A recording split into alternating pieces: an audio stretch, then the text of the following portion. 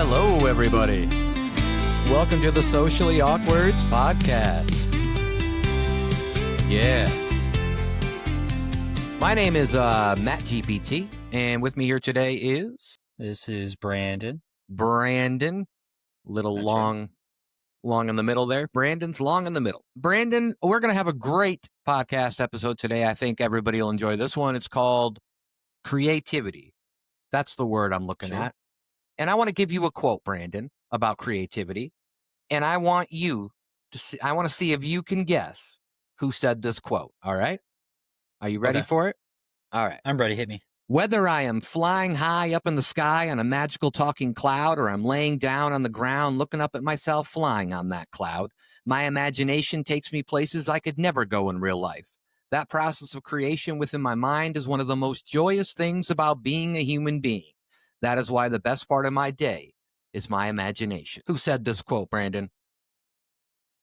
I'm going to guess either Puff the Magic Dragon, and then my second guess is Peter Pan. So you tell me which one. Oh, you are close. It was me, and I said it just now. And I think it's a good quote. So, yeah, I just wanted to say that because I will say this. The best part of my day is my imagination, and that kind of leads us into creativity because without an imagination, you're probably not that creative. Am I correct? That is correct, yes. Without an imagination. And, well, we're going to get into it, but I think there's a lot of things that go into being creative. And I also want to just say that I'm excited to talk about this subject because this is very close to my heart. I know it's close to yours. So it's very, very close to my heart. Yeah. So close that my doctor says I have to come see him. That's probably not good. Yeah, it's probably not good at all. It is a proctologist, though, so who knows? We're going to start with just kind of, let's define creativity. Let's talk about it a little bit because it is so many things, right? I mean, the crazy thing about creativity with me is that it's everywhere. Like, I was trying to think a couple days ago about how often I'm not creating because you literally are creating a lot in your life, whether you know it or not, right? It's almost like, when you hear that thought of how many choices you make on a daily basis. I forget the number they give you, but they say so and so makes this many choices on a daily basis, and you don't really realize it because you're just going about your day and you're doing things. That's how I feel about creativity. It's everywhere. It's not, I mean, a lot of people when they hear it, they might just say, it's about art, right? It's about, it's about creating movies or shows or plays or music or artwork or all of that stuff. But it's so much more. And you start creating at such a young age. And I think that's amazing. Like it's when you're a kid, you are creating like mad, right? Because that's all you have is your imagination. So that's kind of my idea of like defining it is that it's everywhere. It's all things. I mean, if you want to talk about religion for a second, which, we don't have to dive in too deep, but what did God do? He created the world, right? So, I mean, and if we're, out of his image, then we're creative people. And where would human beings be without creativity? Like we wouldn't have anything. We wouldn't be talking on these microphones or doing a podcast or have these fancy technological equipment all around us and our phones. And there's just so many things. We'd just be primitive cave people, right? And even they created things. Fire. So it's amazing. It's everywhere. It's all things. It's in everything. So that's kind of my definition. What do you got? Yeah, I tend to agree that creativity is everywhere. I think that people deploy it to certain degrees, and I think that there's something about creativity that is sort of like it requires you to always be solving a problem or solving some sort of unknown variable that you're like trying to get to, and so you're using creativity to get from like point A to point B. And so if you're a mechanic fixing a car, you could be in a situation where you have to get from point A to point B. Point A is that something's broken. Point B is that you need to fix it. Say something as simple as like you can't reach a bolt. And even these little kinds of things you can find creative solutions for them. So, and that's just one field where I think where sometimes people wouldn't typically even use the word creativity or say that you're being creative, but I think there's plenty of room for it. I had this thought when you were talking that it seems like creativity, though, and this is how I would apply it, is that you're connecting two dots together that where the further apart those dots are, the more people tend to ascribe more creativity as being involved in that process. If you have a pipe and you need to clean it and use a pipe cleaner, I don't even know if that's the right thing. I'm imagining those little pipe cleaners you get in like kindergarten. Right. But if you use the thing in the way it's intended, how creative is that? It's like you are solving a problem. It might not be creative at all because maybe the solution is already known and it's in front of you. But if you don't have that and you use something else, you use a feather or maybe you can disconnect the pipe and you find some way to, you plug a hose into one end, you turn the water on really high and you blast water through it and it cleans it. This is maybe creative problem solving. And so and these things are still fairly connected, but you get it really far apart. And now, on one hand, you have a wheel of cheese, and on the other hand, you have skydiving. The I don't know how these fit together, so maybe you can help me with that. But I think that there's something really creative that happens when you have these things that are completely different domains, different fields, but you found this way to connect to put them together to solve some sort of problem in an interesting way. And I think the better the problem is solved, the the I think also the more, I mean, would you agree that creativity requires a certain amount of like effectiveness? Or do you think you can be really creative while still producing junk or junk results while you're being like really creative? First of all, I just want to say that every time I go skydiving, if I don't have a wheel of cheese in my pocket, I mean, Yeah. why am I even there? I would say that there are different ways. Like, it's all about. I guess it really depends on what you mean. Like, if you're meaning like if somebody's trying to sell an idea, because creating really is selling your imagination, right? And whether it's to you or to somebody else, that's what you're doing. You're taking something that you thought in your brain, and you're putting it down, and you're making whatever out of it. If Is it effective? I mean, what was the exact question you said? Yeah, if you think that being more creative is associated with a higher quality result for what you're doing. Say let's go to something that you do know. Say you're like writing a song and the song is the quality of the song going to be related to the level of creativity that you use to produce that? Or do you Okay. think that those can be divorced ideas? I would probably tend to say that it would be difficult for them to be separate. I feel like if you're because there's different types of creativity too, which I'm sure we're going to get into and stuff. But you can be creative, and sometimes you can be super creative, and other times you kind of know, like, whatever your brain is pouring out, the information, how creative you're being, like, if you can be better at that or not. And this might not make sense to people, but what I'm trying to say is that there are times where I kind of have to let my brain tell me when it's a good time to write a song or something. Because if you obviously know, if you force an idea, it's usually a bad thing. So, and I'm not saying that's what you mean. I know what you mean. You're trying to ask if if it's going to be better if because there's more creativity in it, right? And I think the answer is probably yes. I mean, that'd be my answer. Are you gonna disagree with me? Are we gonna have a disagreement?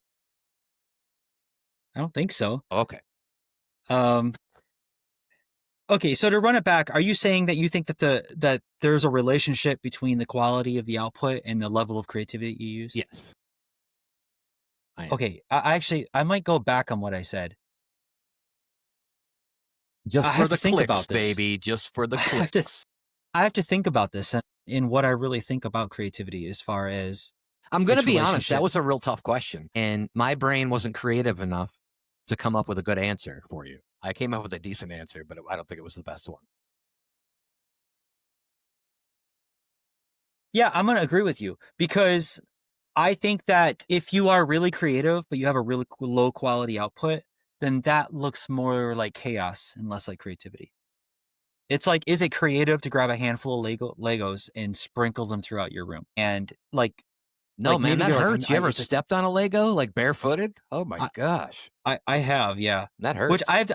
I have a barefoot theory that goes with this. I can share with you Okay. after I'm done with this. Alright. So yeah, you sprinkle throughout a room, and really, it's just chaos. It's what is it, entropy or whatever. It's not really a vehicle of creativity. Then, so yeah, I would say the more creative you are, it also there's something about that that says that the output is a higher quality as well. Yeah, otherwise it's chaos. Yeah, you want to hear the barefoot theory? Both, please. Is this about a Yeah, sure. barefooted Bigfoot? Well, it's Well, not the like he's got socks on, so I don't know why. no, it's a big-footed barefoot. Okay, And gotcha. what it is the less you care. Okay, so it's like, what is it about? Okay, what is it about having like when your feet are bare and you're walking on something that normally hurts? There's sort of a state of mind you get to where you're like, I'm just not going to care anymore, and I'm just going to and instead of walking, I'm just going to start running, and then all the things, all of the sudden, if I can speak, things start hurting your feet less. You ever have this? You've been like on a dirt road and you're like carefully walking over the rocks, but then you can somehow just run over them and it doesn't hurt. I'm gonna be honest here, and I don't know how many times I've been barefoot in my life. I hate feet. I'm not a big feet fan, and that includes my own feet. All these crazy feet people don't message me. Uh, I just don't like feet. There's plenty of people out there that do like feet, and that's great. Good for them. But I could see where you would come up with that. It makes me think of like when what people would like walk over hot what was it like hot ash or Hot yeah, coals. hot coals, there we go. Yeah. And then Hot ash obviously is good. It's y fine too. hot ash. It's a hot piece of ash Yeah. over there. Yeah, so I think that yeah, I could see that. And obviously those people probably got to run because it's hot, right? You're not going to that it would just be easier. But I could totally see your reasoning that yeah, you know, you do something enough that your body is going to get used to it and you know, Yeah. it's interesting. Okay. So, yeah, so we've kind of discussed of what like our definition of creativity is, and it's really subjective. I mean, people can go all over the place because creativity is such a broad term, right? It's just got so many things connected to it. Was there ever like a moment where, you know, like something shocked you that like maybe you heard something, maybe it was a song, maybe it was in a movie, maybe it was in a show, maybe it was in a book, maybe it was in a play, or maybe it was just like this great architecture that you witnessed, you know, in a city of a building or something. Was there anything that really like surprised you by like, oh, that's a really good, you know, imaginative thing that I would have never thought of? Which is probably a lot of things, because now that I say that, I think about a lot of things in my head where, like, of course, there's a lot of things I haven't thought of. That's why there's Yeah, so many people. you've just opened up the entire world. Yeah, which sometimes constraints actually help you when you're trying to think about these things and make decisions, right? So I think that the most shocking moments, and I don't know if shocking is the right word, but the moments that stuck out to me most are when I was around somebody else who maybe like demographically is similar to me, or somebody that I was like in school with at the time who was my age. And then I saw them do something creative that blew my mind because it was better than I expected it was going to be. It was more creative, and knowing that they created that at that time and comparing myself to them and to other people as we do,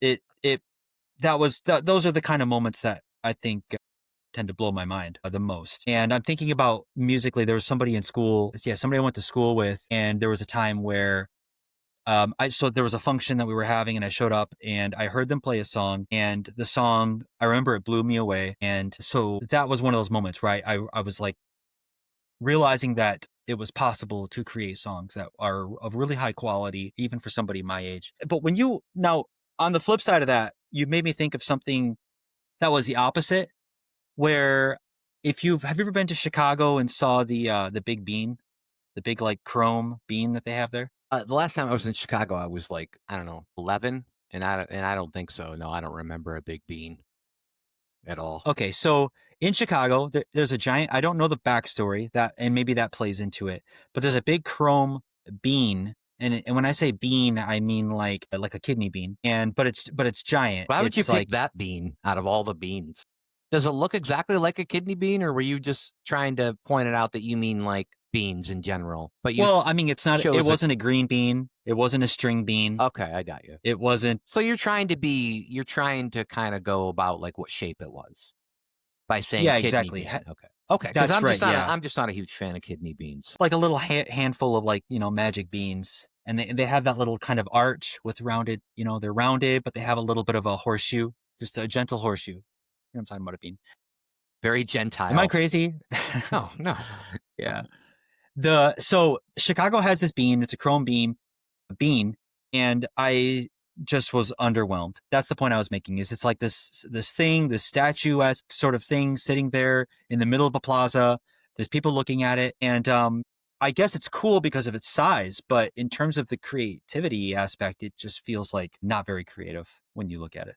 So No, I I get found that you. to I be imagine extraordinary. you know how, like, there's always those, like, kind of, crazy like, you're taking a road trip, and there's always those crazy signs that'll be like, "The world's largest pie," or "The world's largest cake," "Next exit," and then people kinda get excited about that, and they go see it, and they're like, "Well, why did they make this? Why did they make such a big, giant cake that I can't eat?"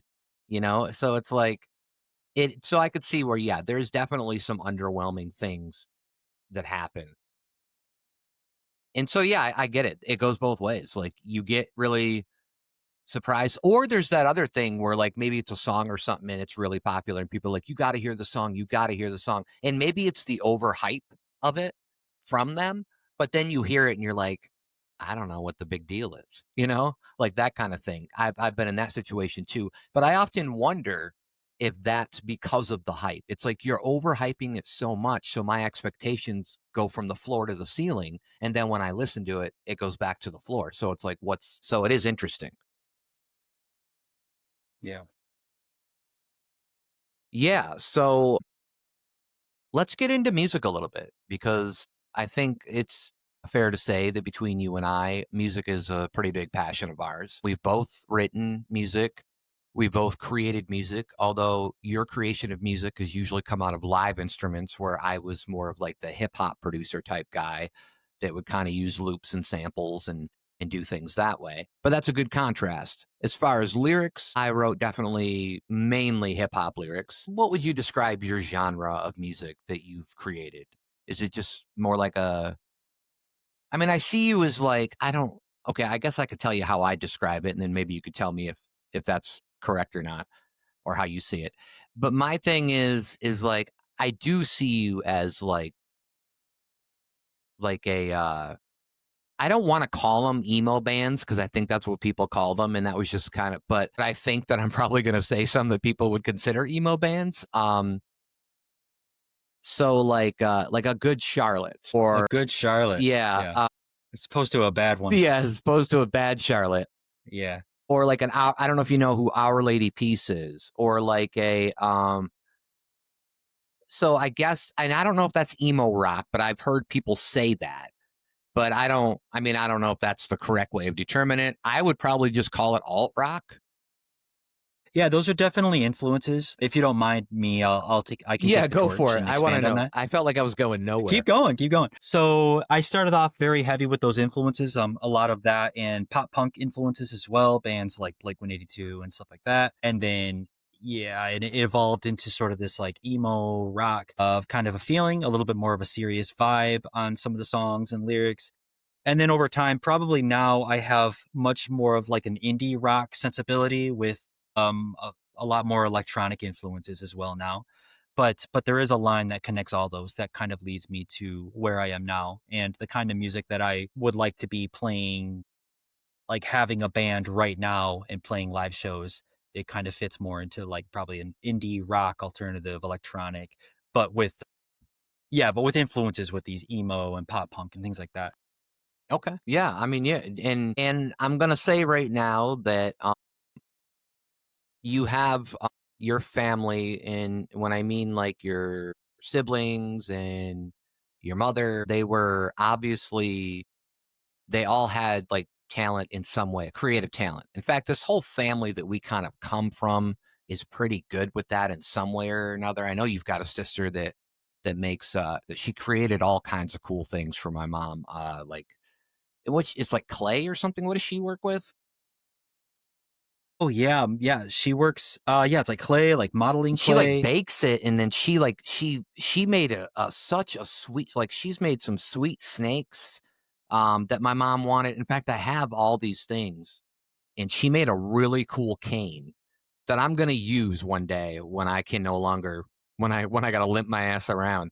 But it's got a snake going around it, and she created it, and it's a one of the most beautiful things I've ever seen. But she does that. You've had sisters who well, I know Sarah for sure. I mean, more into the music thing. I'm not sure how much Lori was into it. I know she did do some singing and stuff. Your mom obviously did a lot of singing back in the day. At one Yeah, point, it was basically, I think, her job, right? Like she went around, she literally went to bars and other clubs and things like that and sang.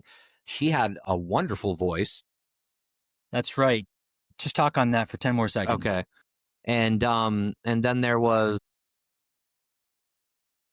then there was Lori. Okay, I'm back. Okay, and Lori, and I don't know what Lori This did. is. Lori did do some I have singing. this. Oh, okay. What do you got? I have an old. So it's an old newspaper clipping. Nice. Was that the name of the band, Silver Spurs? That wasn't the main band. The main band she was in was called Royal Flush. Oh, okay. But this was a band I think that was before then. Silver Spurs Golden Country is the title of this. And But the that's name of her, this band right? was That's her, and yeah. This was Silver Spurs, and this is her right. right here. The only female in the band is that her? That's right, and she's playing guitar and singing right there. So there's a little bit of proof there that I have of Yeah. you know In case you needed to, in case everybody thought we ancestry. were making all this Yeah, up. right, These guys right. are assholes. They're just making up their family history. No, obviously you're and then her offspring obviously create has a lot of creativity. All of you have done something or whatnot of creating, and and in reality, I think everybody kind of has their own way of creating. You're creating even if you're working at Burger King, right? You're creating a meal for somebody. Like people don't realize that it can you can get down to the nitty gritty with creativity. Like anything is creativity. Yeah, You play tic-tac-toe with somebody, you're technically creating. You're you're creating a cat's eye, but either way, nobody can win that game. Anyways, I want to cat's know to eye. you. I want to know how we've talked about this before, obviously. How your brain responds differently between melody and lyrics in a song. And if one catches you more than the other. I know we've discussed it, but for the viewers. Yeah. So let me. So and right before I dive into that, I do want to. I do just want to touch on what you said, which was that I agree that I think anyone can be creative. I don't think there is something that you're born with. There is evidence of a certain like being able to hear music properly and reproduce it, or being able to identify it like on a piano after you hear it. There is some evidence for some genetic involvement there where some people just truly can't do it. They're born tone deaf and they'll never be able to do it. Some people have varying amounts of it. I think if you even have a little bit of that, you can develop it. But that's a very music specific focus of creativity. But I think creativity in general, like everybody has access to this and everybody can use it. And I think coming from a creative family, it has I think what it really did was give me permission to explore creativity, but it didn't give me the seeds of it that I had to be born with necessarily, if that Right. makes sense. It's not Maybelline. Maybe she's born with it. Right. Yeah. Maybe it's Maybelline. Well, no, I guess it is Well, Maybelline. it would be Yeah, it it would would be be Maybelline Maybelline then. actually. So it is Yeah. Maybelline. Yeah, Yeah. I get you. So creativity is Yeah, Maybelline creativity in this is situation. Maybelline. Yeah. If you're going to get anything out of this podcast, creativity is Maybelline. Yeah, and she's not born with it. Yeah. So get that out of your head. All right. So So yeah, the so question you asked me was about melodies versus yes, lyrics. melodies versus And lyrics, how your brain responds to those and what you like more and why. my brain responds to melodies more. It always has. There's something about the melody that's where I get the earworm. When I listen to a good song, I get that melody in my head. I can sing the wrong lyric even, but it's not about, yeah, it's not about what I'm singing, it's about how I'm singing it, or like, or really if I'm listening to it, it's how I'm hearing it and how the melodies are making me feel, the road, the journey that they're taking me on, the way they start, and then where I am in the middle, and the music picks up and it drops out a little bit, and then it ends off with a couple loop de loops, and then parks back at the beginning, and you're ready for another track. So I'm definitely a melody guy, and I'm interested in hearing your perspective because I think it's a little bit different. And what do you have to say about it? Well, first of all, because I think that before when we were talking about this, it was before the podcast started, and you did use a term that I do like now. And instead of instrumental beats, you called them wordless songs, and I do enjoy that better. It gets right to the point too. You know, instantly, you're like, oh, okay, that song has no words. So I respond. Let me be clear, like we had talked about, and I guess I should have asked because obviously you do write. You do write your own lyrics. And when you write your own lyrics, I'm sure that you're obviously focused on that. And it's not like you're um more focused on the melody or the beat, or maybe you are, I don't know. But my lyrics, I want to be specific about what I'm saying. And this is really cool. I'm gonna say something right now, and I'm gonna kind of see what your brain immediately thinks of when I say this. Creation before explanation. Does that make I you like that. does it make it and here's what I mean by that for people I that like that. I like that a lot. Like a whole lot. And I didn't get that when I was younger. I wish I had gotten that idea way earlier. right. But I haven't heard it put that way before. So yeah, riff on that. Well, one of the things I wanted to talk about was when I write a song, I often am just going with the flow. I'm going with my brain is feeding me. And if anybody would ask me in the moment what I'm writing about, I probably wouldn't be able to tell them. But after I create the piece and I look at it and I read it, all of a sudden it makes sense. It's almost like subliminally, I was creating something that is near and dear to me in whatever way, that's based off life experiences or how I feel in the moment or whatever it is. And it's it's like I don't know it until after it's done. And often I've told people that sometimes I don't even know how I feel. I don't know how I feel. And then I'll write a song and I'll read it and I say, oh, now I know how I feel. And so it's very interesting in that way. So lyrics are really big for me. But I mean, a melody is going to make a song or break it, I think. It's going to start with that. So I get what you're saying. I think that's what's going to hook people in. If you don't have a good strong melody or it doesn't even always have to be good. You remember the song "Hey There, Delilah"? And it's just anything acoustic like that. I think heavily does depend on lyrics, but also the cadence and the voice. But those can be really awesome. "Hey There, Delilah" I think is a great song. And so there's things like that too. But I do think that you know, at first, I think that all of our brains are probably going to respond more to the melodies because that's the first thing that comes in, right? Usually, nobody's like saying a word before a music comes in on a song. That's the first thing your brain hears. And then you get that little bit of what, like 10-15 second intro where your brain gets to create its own imaginative thing saying, ooh, what is this song going to be about? And then you hear the lyrics and then you determine whether they go with the melody or you like them or you don't like them. Um, Yeah. and like melodies, the emotional centers of yourself or your brain, they open those up. And so that kind of starts with that. And then lyrics activate the language centers and together they create Amalgamation. that combo meal that Yeah. you're thriving for. And when somebody gets it right, when they get both of them right, and then you've got a good singer with a good voice singing it, it's like the trifecta, right? It's like the perfect thing. So yeah, I love them both, but lyrics probably over melody. But like I said, I just want to reiterate to everybody that's the first thing people usually hear is the melody. So you kind of know whether you're going to like that song or not. It starts with the melody, right? You're like, oh, I like this melody. I like this a lot. And then and then the lyrics come in, and then your brain determines whether you further like that song. And I think that might be one of the reasons why you like wordless songs so much, because that's one less thing for your brain to have to like. You're like, I like this melody so much, I don't want anybody to come in with words and ruin it, right? So, Yeah. because you just never know what it's going to sound like.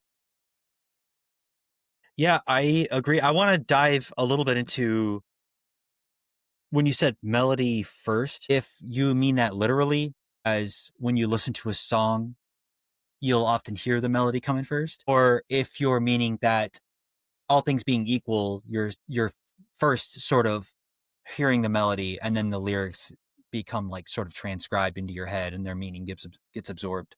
It would be the second one, I think. I think that, yeah, your the melody, it comes in first, so that's what your brain's gonna, and that's gonna be really the determination.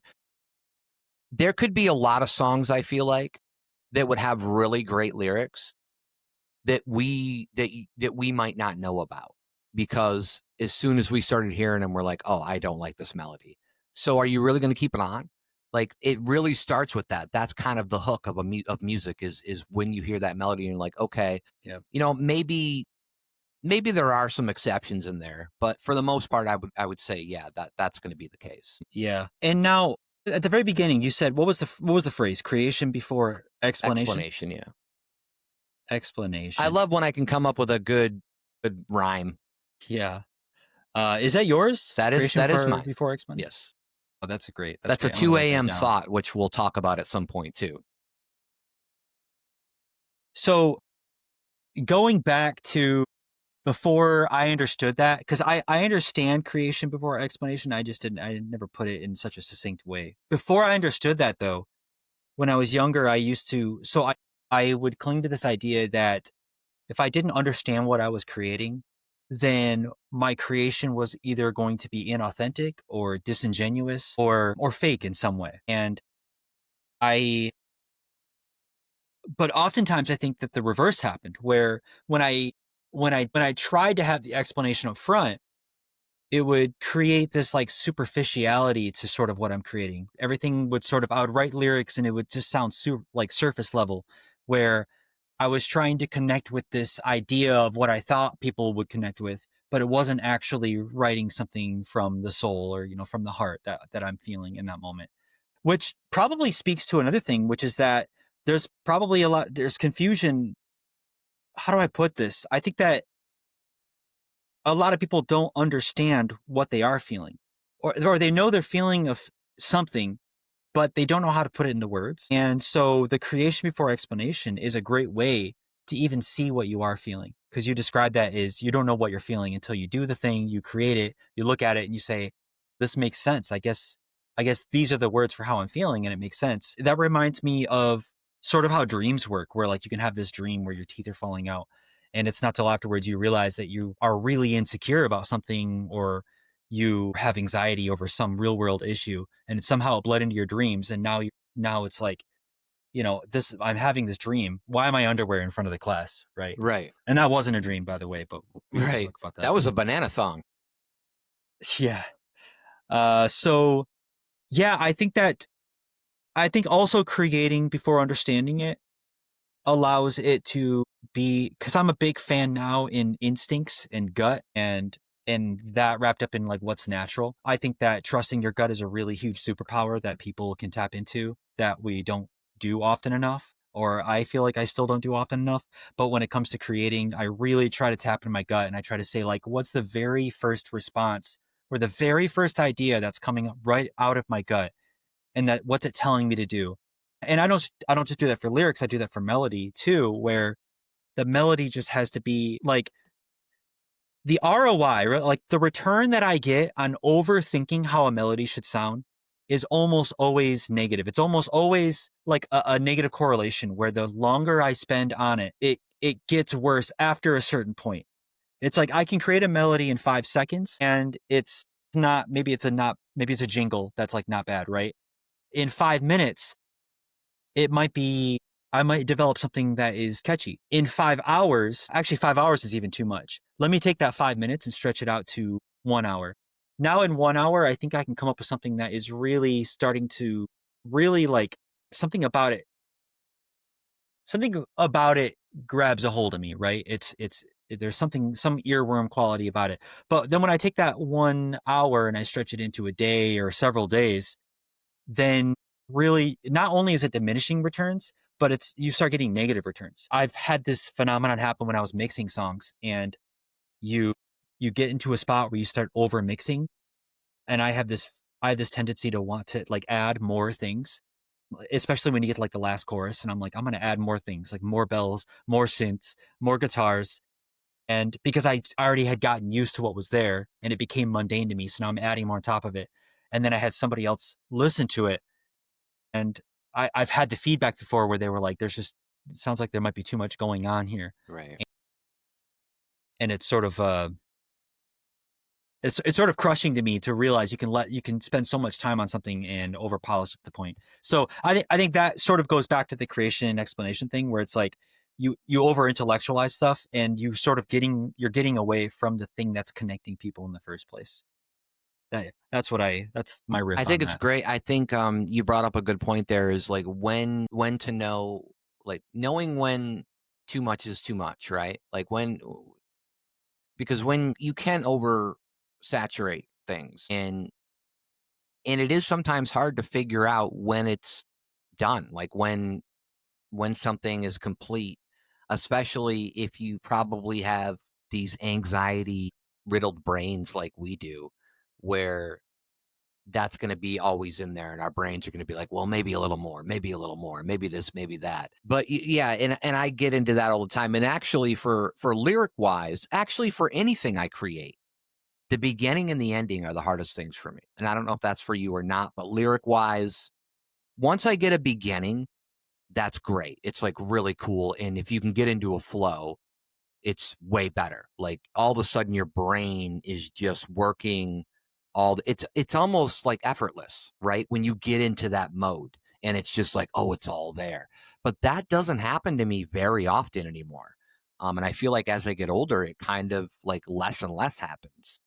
Um, and I'll kind of talk about 2 a.m. thoughts really quick. It probably happens the most then. And I'm gonna say, when I'm smoking weed at night, or I'm really sleepy at like 2 or 3 a.m. and I've already got a buzz going from my marijuana, but the creative juices just flow. But it's at the exact same time when you're trying to shut that brain off. And some of the best ideas will come up at that time. Some are bad. Some you think are really great and you write down and then you get up and you're like, I don't know what that is. That's awful. But for comedy writing, for lyric writing, for screenplay writing, any of that kind of stuff, some of my best ideas have come up at 2 a.m. But we're talking about songs, we're talking about lyrics, we're talking about music. And I want to know for you, is it easier to have the lyrics first or the melody first? Melody first, 100%.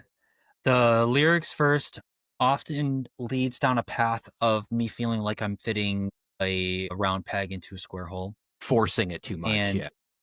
yeah, yeah.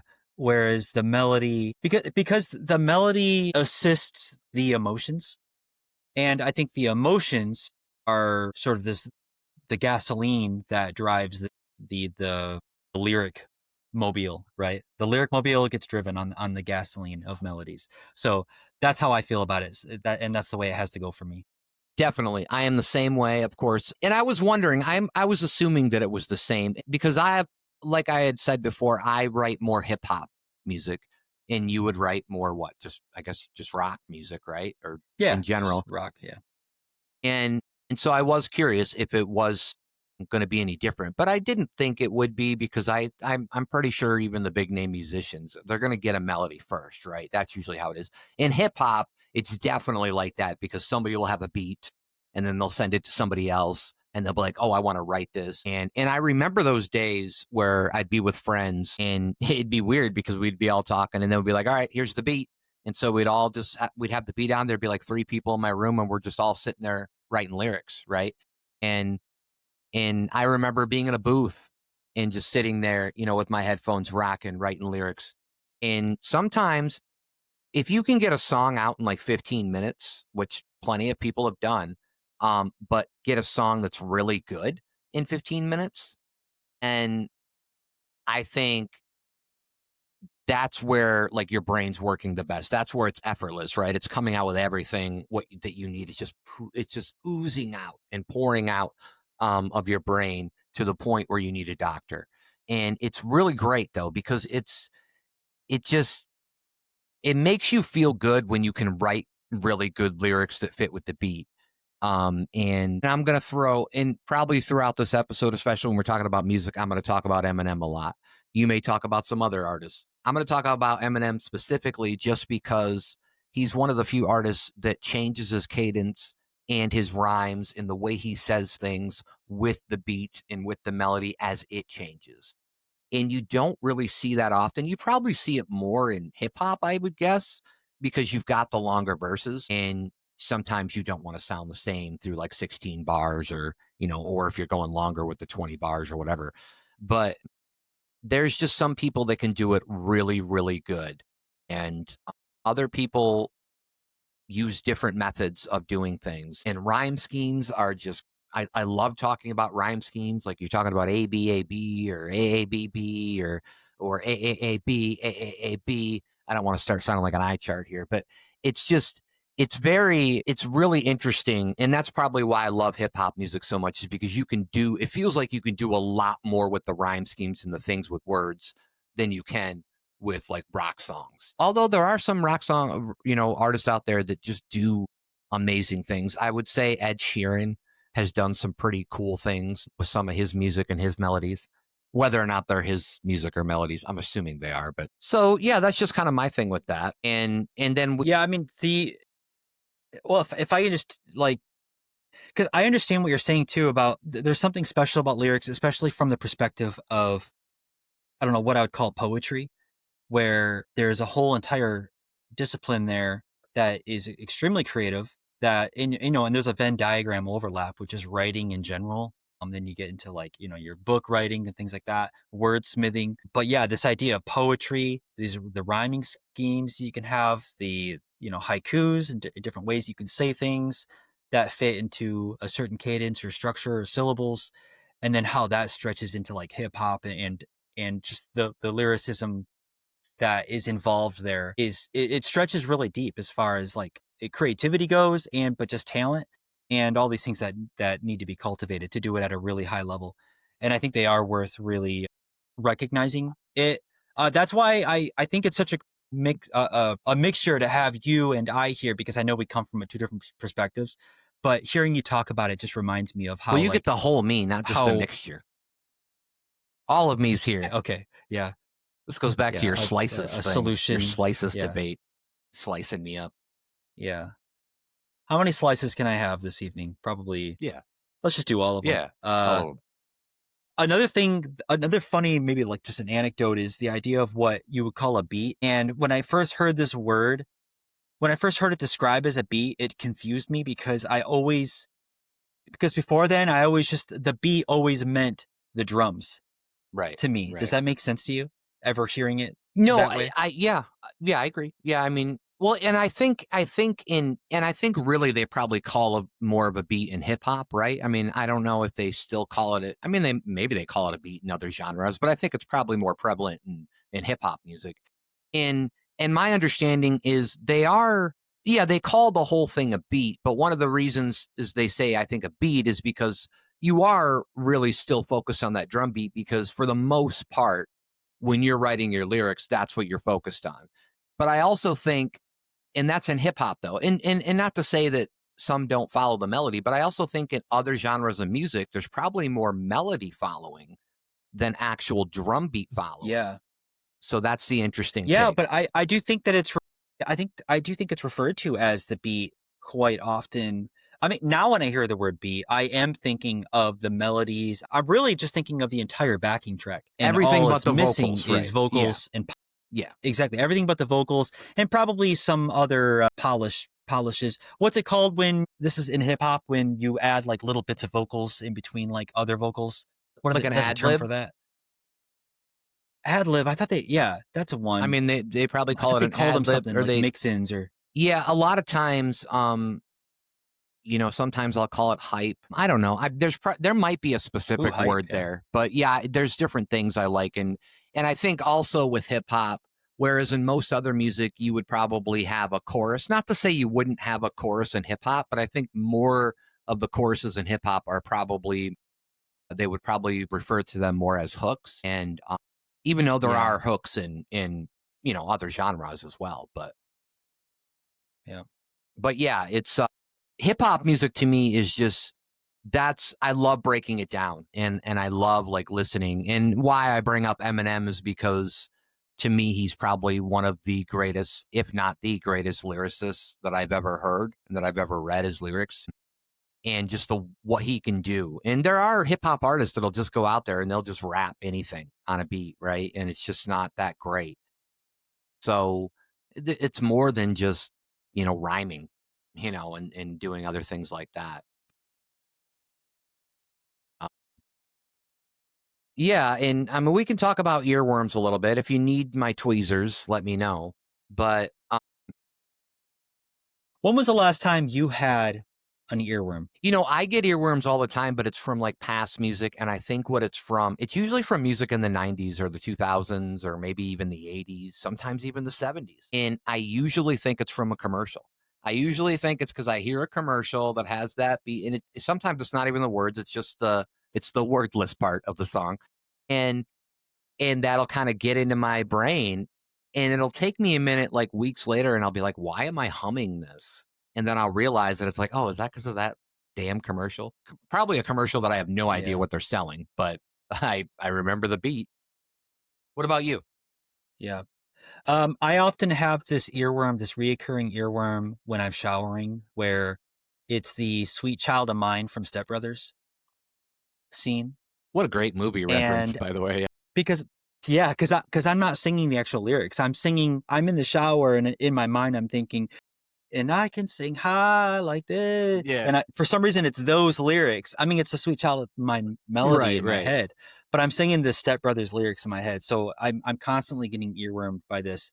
And then the last time, confirmed time that I got an earworm, which was a little while back. And this is funny because just last night I was on my phone listening to because I often use voice memos for if I get a song idea on the spot, whether it's a lyric or a melody, I'll pull up the voice memo feature on my phone, and then I will record some sort of snippet just to remind myself later what it is. So, but when I was on the road and I stopped at a gas station, I hadn't noticed, but I had somehow recorded a voice memo. I guess maybe I butt dialed the memo feature and walked into the gas station, and I could hear myself like bumbling around the gas station and doing the checkout, and I could hear there was a song on very faintly in the background, and it was "Beautiful Day" by Well, nice. and yeah, and I didn't realize this, but the memo kept going during my drive home because it just recorded like 10 minutes of just like background audio, but I could hear myself on the drive home humming the "Beautiful Day" tune over and over.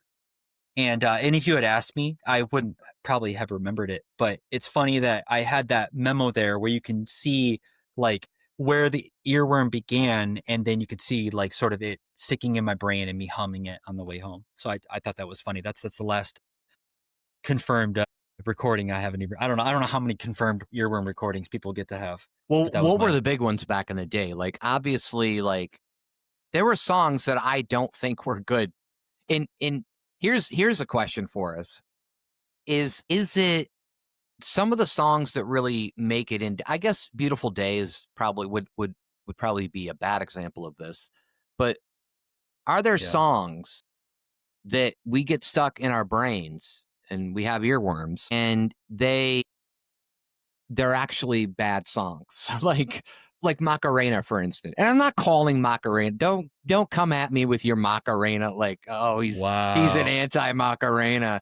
No, it's just that, like, for some reason those songs stick into your head, right? Like, it's whatever it is, it's it's there. I think of Queen's "We Will Rock You," that song. And Yep. but that's probably a better version. Like, I think that song would be better than the Macarena. But is there something to where it definitely doesn't have to be a good song per se that would fit certain criteria to make it a good song for it to be an earworm? Would you agree? Yeah, I would agree. I would agree with that. Yeah, and Think of I'm Too What's Sexy. interesting is that it's so easy to think of this. Just imagine you're at a baseball game and now you're going to hear the concentrated version of exactly what you're talking about. So the songs that I thought of were the first thing I thought of was Tub Thumping by Chumbawamba. Yep. I Get Knocked Down. Remember that one? Yep. I Get Knocked Down. And then I'm thinking of, now this is not a baseball game, but I was thinking of maybe a song like Baby Shark might qualify. Yeah. But then, yeah, going back to the sports, the song Tequila, Yeah. it's just, it's just a bunch of music. And then a guy comes on and he just says, what does he Tequila. say? Yeah. Tequila. There it is. There's, what's that? I don't know what the name of the song, Louie Louie. Oh, yeah. Louie, Louie. Somebody says, is he, I yeah, is that think what he's he's singing? saying, I didn't yeah. get that That's wrong, right? old, isn't it? Isn't that like maybe 60s or 70s or something? I don't know for sure. It probably is. Yeah. There's the one where all they say is hey. The song goes, na na na, hey. Yeah, I do remember. That's like, yeah, I don't know what that one is either, but yeah, that's Yeah, definitely in there. exactly. And you go all the way back to Beach Boys and you hear a song like Wipeout. And that's another one of those songs. It was just Well, yeah, short, sweet. even When what's the one where they're talking about all the islands and all the places where they're going? Way down in Kokomo. By the way, Louie Kokomo, Louie maybe. was recorded by Richard Berry in 1955. It's a blues song. Shout out to Richard Berry. Good old Dick Berry, my favorite Shout out. flavor of sucker. Yeah. All right. Yeah, there's a Huh. lot of earworms out there. There's a lot of earworms. Yeah. Let's forget that I said that that was my favorite flavor of sucker. But let's continue on, and I want to talk about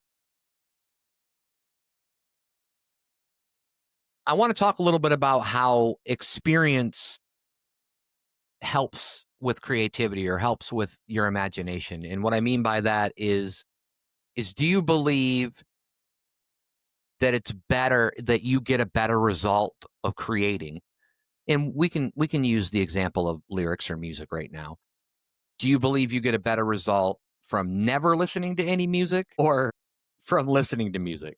That seems like an easy question to answer, by the way, now that I hear it, but go ahead. Yeah. Let me spend a long time on this Okay. answer. It's definitely listening to music. I think it's a better experience. Are you talking about a better experience as far as like how I'm able to create or how creative I think I am? Yeah, I mean, I Is it think what enhanced I by was me listening? right, what I was trying to say was like, let's say you knew what music was, but you just didn't really like music, but then you created your own music for some reason. I don't know why you would do that if you didn't really like music, but Yeah. for this story, that's what it's going to be. And it would probably be a better version of that music if you actually listen to songs and and let's say for this sake, like even if you don't listen to music, you know what music is, you know how to break it down, you know how to write a verse, a chorus, a verse, a chorus, or whatever it is, but you don't really listen to a lot of that stuff. So you don't have anything specific as experience. You're just doing whatever. You're just writing and making music, but not based off anything. And even when I say all that, I still agree with you. You've got to listen to it. And I think this is about anything you create. This could go to anything. You're not going to Yeah. build a house if you don't look at another house, right? You're not just going to be like, "Oh, okay, I'm just going That's to right. That's a really great I point. mean, I'm going to, graham cracker wall here." You're not going to do weird shit unless So, yeah, I can tell you what it looks like. Do you remember being 9 years old, going into the not woods, at all. and okay, I think you do. Maybe.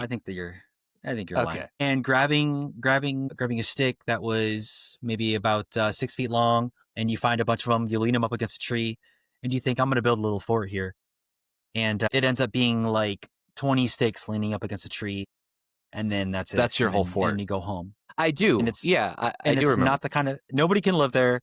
Nobody's gonna live there. And I think that's what a house looks like to somebody who has no concept of a house before thinking, I'm gonna build something. And it just ends up looking like sticks leaning up against a tree trunk. So yes, I that's to your point. By the way, when I was 9 I years think that old, I was just making sticks in a formation to where people thought witches lived there, and then I would watch from afar and cackle. So it was fun. okay. Did that ever work out for you? No, because as soon as it rained, I would melt. But okay. Oh, Yeah. well, that's sad. Because you were made of chocolate, presumably. Right. I was a chocolate witch or Yeah, wizard, I guess. I don't know. like a real Hansel Warlock. and Gretel What's the kind of male version situation. of witch? It's not wizard, is it? What is it? A witch? What's the? I don't. Maybe a warlock. Oh, okay. What? Yeah. I don't know. Yeah, maybe a I warlock. don't know. I'm gonna have to. There's no man witches. I will. I will write J. I will You're write not a fan of J.R. the. Tolkien. Wait. Are you not a fan of the man witch, Matt? The man witch is well. It gets beefy at times. It's a beefy witch, but I like it. I'm okay with it. Yeah, it's always in between. It's always caught in between. Right. Right. There was a point you were talking about I wanted to touch on, which was, do you feel more creative after listening to other people, or do you think you're better? And there is, I don't know, I don't think this is an unpopular opinion, so I'm not going to preface it with that. But I'm going to say that the idea around originality in general is, I think people have, a little bit twisted on what true originality looks like. And you don't actually want to be truly original. I think that most of the things that we see that people make that we describe as being original are actually only like 5% original. Uh, even the songs that we like, where we listen to a song, we say, "Wow, this is really original." What they did, what they're doing is they're just taking a time tested sort of methodology for creating these good songs, and they're adding this little twist on top that maybe nobody's really done, but it ends up being really only 5% of the process. And and even that feels like a huge transformation. I think that if you the reason why I'm bringing this up is because I used to get wrapped up in this idea early on that I had to be original all the time. And this stifled me so much, an incredible amount. And and it also led me down paths, and we talked about this before, about the problem of trying to over intellectualize like the music you're creating or whatever you're creating, counter to, doing it from your gut. I think that originality is like this goose chase that people tend to chase down early on in their creative endeavors that really is not a good thing to chase after. And I've heard people, now this is separate, but I watched something where comedians talk about when you're first going up on stage and you have your comedy set that you're doing, that oftentimes it's expected that new comedians will just, like, for the first couple of years you're just emulating your heroes, is how they described it. And I think that that makes sense. And that's what I probably ultimately did in retrospect, is I just was making music, ultimately emulating the bands that I looked up to. And I think that that's perfectly fine. And I think I overly tortured myself over this idea that I had to be original. And yeah, and I think that's a wild goose chase. And you should be free to emulate the bands and the influences that you love, make music that's like them if you want. And then over time, when you understand what you're doing, then add in these little twists as far as your gut allows, or maybe just expand your horizons to, like, you're listening. If you're like me, you're listening to a Blink-182 band, and you're 16, listening to this pop punk music. But then if you expand it and you listen to something that's jazz or hardcore or something like that, and then maybe when you expand your influences, that even naturally from your gut, you'll start producing things that are these interesting mixtures of everything that you're influenced by. And that's okay. I think that's sort of what originality can look like. And it doesn't have to be this, like, you're like have this like flail, this thing that you're like whipping yourself in the back, trying to produce like the most original thing that anybody's ever seen. So I just wanted to riff on that a little bit. No, I totally agree with you. I think that it's an evolutionary process, right? Like things happen in every genre of music that has been created has been usually based off another genre. And you are right. Everything that people will call original is very small percentage of it is original. And I think if it was 100% original, our brains would be like, "What the fuck is this?" Because we wouldn't know what it was, right? Like if it's something that's not, that we haven't heard before. And that I think could actually be detrimental in a way because it's like you don't want that. But yeah, I mean everything is you look at certain genres. Let's take a look at the decades for a second. So like what in like the 20s you had a lot of I'm not sure. I guess you'd call it like lounge singing, singing in the speakeasies and things like that. eventually by like the 50s and the 60s, you were starting to get a grasp of what before that it was really blues and jazz music, right? It was like that kind of stuff. And then you started getting and then country obviously. And then you started getting into the Motown stuff and then there was a lot of the, and then the female singers like that started coming out and then, Elvis and the Beatles and things like that. And so it's just this giant evolutionary process that's happening. And but is there a peak to that? Or is it just going to continuously get better and better? We've seen so many music genres merge in like the last 20 or 30 decades with certain songs. We can talk about what is it, Old Town Road? That song by Little Nas Yeah. X and who else? Is that Billy Ray Cyrus? I don't even know who the country singer was.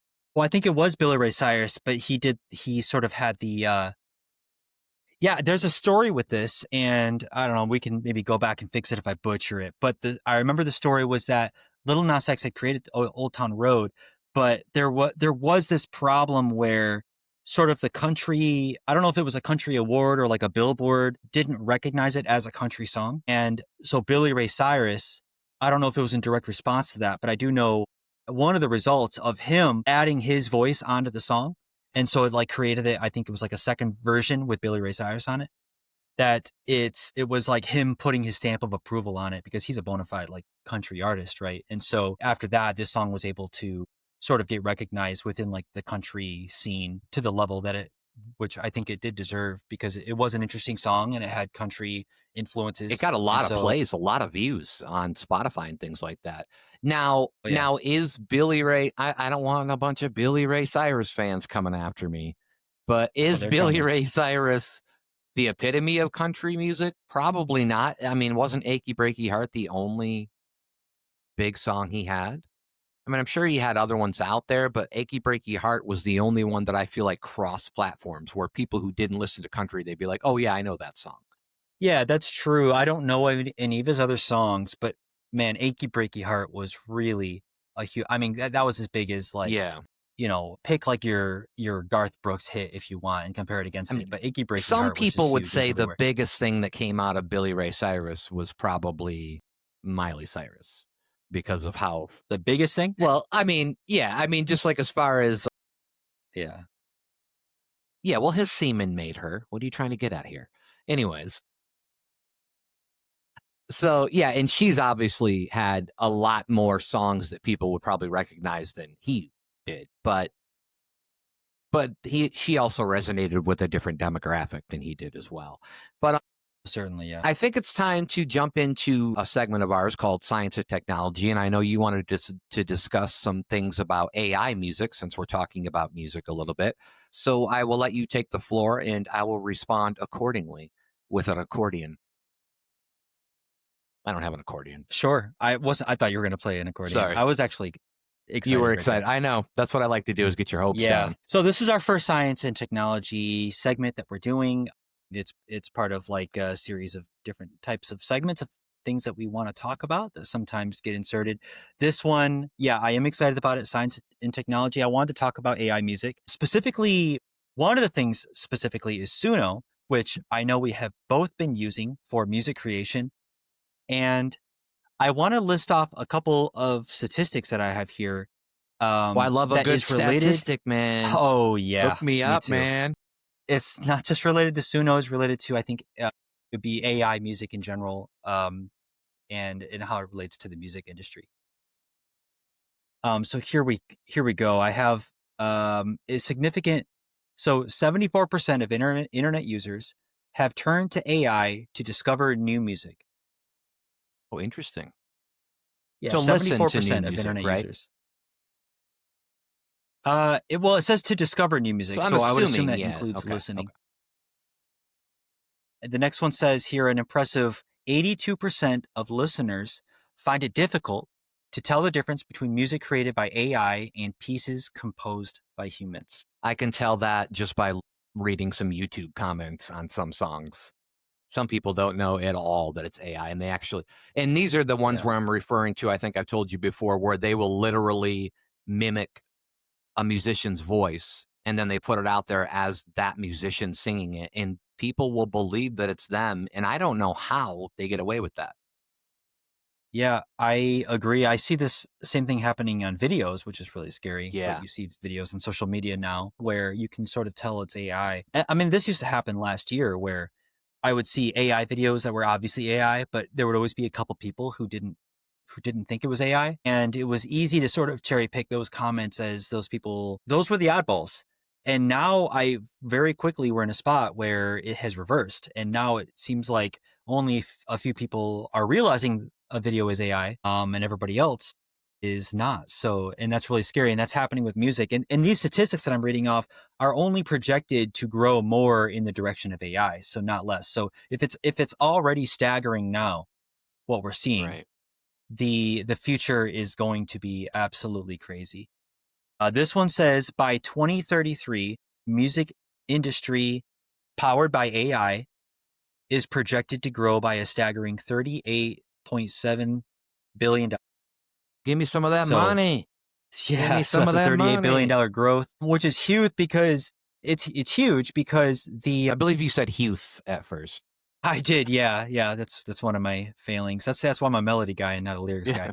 Yeah, The current global AI market is valued at 2.9 billion, or in 2024, that's what it was valued at. So you can see that level of growth, 2.9 billion in 2024, growing to 38.7 billion in 2033 by that is 2033. So insane. that's a huge growth. Yeah. That's over. I mean, that's over That's like a 10x. John Holmes growth. And if people don't know what I'm referring to, just Google John Holmes, but not if you're under 18. Just to make Okay. yeah. Okay. Yeah. Yeah. Just want people to know. And I have one final one. I might have other ones I could throw in here, but one final one before we talk a little bit about this because I want to dive a little bit into our Suno experience with this particular piece of technology. But this one I found really interesting. At the end of June this year, June 30th, 2025, a million, half a million Spotify users are unknowingly grooving to an AI generated band. Have you heard of this? This AI band on Spotify that has over a half a million I listeners? did hear about that. Yeah. Do you remember the name of the I band? don't remember the name of the band. Yeah, so the name of the band is called The Velvet Sundown, and they are a completely AI band, and they have over half a million listeners on Spotify. Yeah, I'd read about an article about them. Probably what, like, how long has that been going on? It was probably like a month ago. I read an article about that, and it seems to not really be slowing down for them, even after it came out that they were an AI band. Because for a while there was just so many people fooled, right? They had pictures that I think were AI of the band, right? Yeah. And that's kind of where we're headed. So that is a little bit scary, but at the same time, I think real quick, they do put they do embed something underneath all of this stuff, right? All underneath the music or the videos or the photos, so it's AI somehow, right? I don't know. It seems like they would that if they don't now, they should be doing that because we are going to get to a point where you might be in a courtroom and you're going to have to prove that a video, is AI or not. And so, Yeah, well, I mean, the headline on this article says unknowingly. So I don't know if that is referring to the fact that they're probably just skipping over these disclaimers and listening to it right, anyway and not realizing it, right. or if actually these disclaimers that you're talking about might not even be listed on their Spotify page at all. I got to imagine that Spotify, if they haven't already, probably is going to be tightening the screws on how these things have to be labeled for these. Yeah, but I also think that if you make it big on one of those platforms, whether it's Spotify or YouTube or something, and you're making them money, I don't think they're gonna care too much as long as you're not, breaking it like any major rules. And technically, you're not with AI music. I mean, it's for the most part. At least that band isn't. That's just a band that had their own sound through AI, right?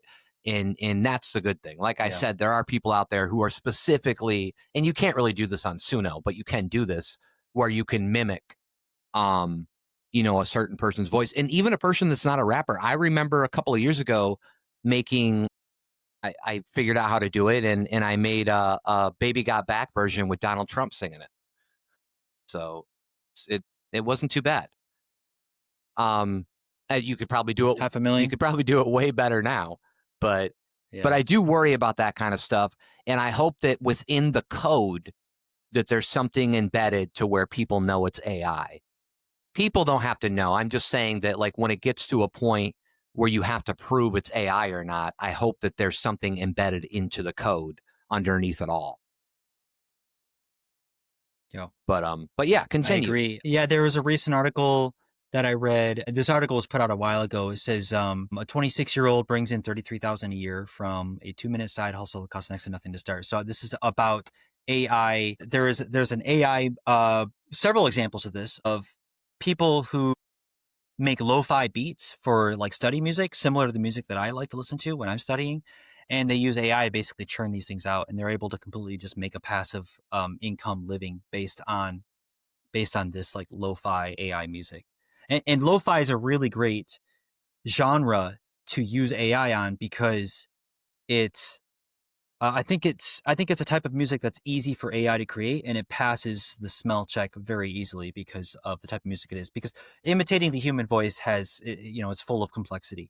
But these like lo-fi beats, you can kind of do this, and they don't always require strong melodies either. Sometimes you can just get by on just like a simple reoccurring pattern and a nice kind of relaxing, warm, fuzzy beat. And people eat these things up because everybody's trying to study for something nowadays. Yeah, I didn't know that. That's a really good point. I'm going to immediately cut this podcast off now and go make a bunch of lo-fi beats, and Yeah. I will see you on the flip side. No, I'm just kidding.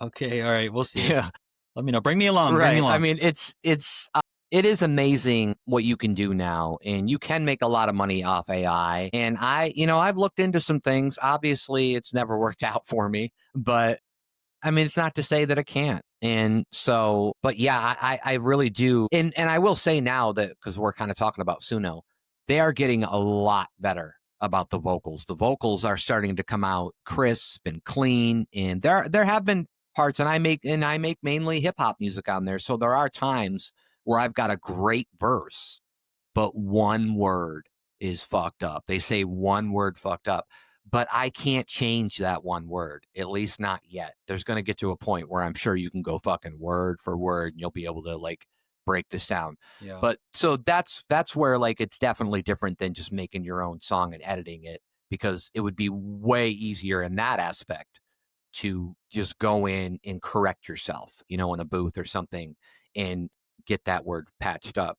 But with AI, you literally have to redo the whole verse or at least part of the verse. And then it doesn't always come out the same way. But Suno's lyrics are coming out great. I haven't looked into Udio in a while. I know there's a bunch of other ones coming out too and I haven't really checked those out because I've been kind of a loyal Suno fan. But continue on your Suno.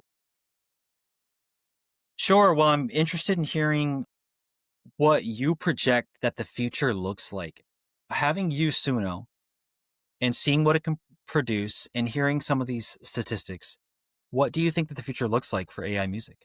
I predict that within the next 10 years, you are only going to hear music produced by me or you, because we are going to corner the market and we are just going to just flood it with just nonstop lo-fi, hi-fi, mid-fi, oversaturated fi, tofu. Oh, that's food, isn't it? Yeah, you forgot sci-fi. I'm a Sci-fi, big great. yeah, Yeah, I'm a big fan. sci-fi. Yeah, no, I think that, some of those stats you brought up, it seems like some of those stats should be surprising, but in a way they're not, right? Like we're kind of I expecting this. know. We're kind of knowing that this is the direction it's going. So yeah, I mean, yeah, I don't know. Yeah, I don't listen to the radio very often, like just the general radio. Like even if I'm in Spotify or if I'm in Amazon Music or whatever I'm listening to, it's usually a podcast. But if I'm listening to music, it's usually something specific I'm picking, right? It's whatever playlist. So I don't even know how many I mean, like there must be AI songs getting radio plays, but I don't know. And so, but yeah, and that's going to be huge later on. Whether people like that or not, I don't know.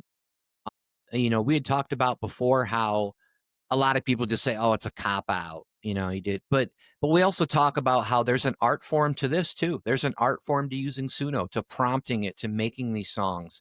And we had discussed the process that each one of us have gone through in making a song on there. And it's not as easy. It's not going to be just one prompt and it's going to spit out the greatest thing. Now, have I put in something with some lyrics and one of the first things that spit out was probably the best thing that it spit out? Yeah, it does happen from time to time. It's rare, but it happens. But I think that there's an art form to it. And I think also, like I told you before, I think for anybody who's ever wanted to be a writer and has never had a chance to go and be a writer for a big band or for a singer or whatever, they can experience it. They can do that now. They can experience what their music might sound like on the big stage or in this perfect form, near perfect form. It's not quite there yet, but it's getting there. And that uh I think that just being able to do this, it's opening up your imagination. It helps with your creativity in the more things. So I think AI is like a co-partner, right? It's a co-pilot. It's just like having you and me collab on a song, except, now we're talking to an AI and, you say things like please and thank you because when the robot uprising comes, you want to make sure you're okay. Yeah. But yeah, I think that there are a lot of people who have a negative views about it, but I also think like we had discussed before, there's a lot of musicians that I think are using it in a way to inspire them. You can make you can put in lyrics and maybe you have these awesome lyrics, but you've spent months and months trying to find the right melody or the right beat or something. Um, and then you throw that into AI and then it gives you all these options. And then now you can recreate that with your own music and your own instruments and your own voice. And I think that's great. I think it's going to help a lot of people. But I can see both sides of it. Yeah, absolutely. I think you touched on a really great point, which is about the walls being broken down to the average person to have access to this. So just the accessibility that this provides everybody.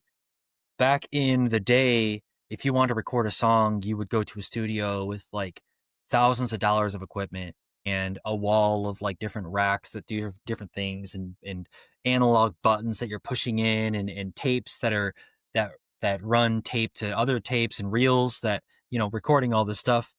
And then you were limited to like 4 tracks of like recording on this piece of like tape, right? This like magnetic strip of tape. This was the year 1829 that Brandon is referring to. Yeah, yeah, yeah. To record on a Um, phonograph. it was all dusty, because that's how the Wild West Yeah, was in those yeah. days. So, and then I thought I was really lucky to get into music during the time I did, which was really probably at the turn of the early 2000s. Right about the year 2000 was my like first entry really into music personally. And home recording looked a lot different because it had become much more digitized already at that point. You there were purists that were still recording on these like tape analog reels, but it was quickly becoming more adopted to do everything digitally, and that's what we did. We were able to do it much cheaper as well.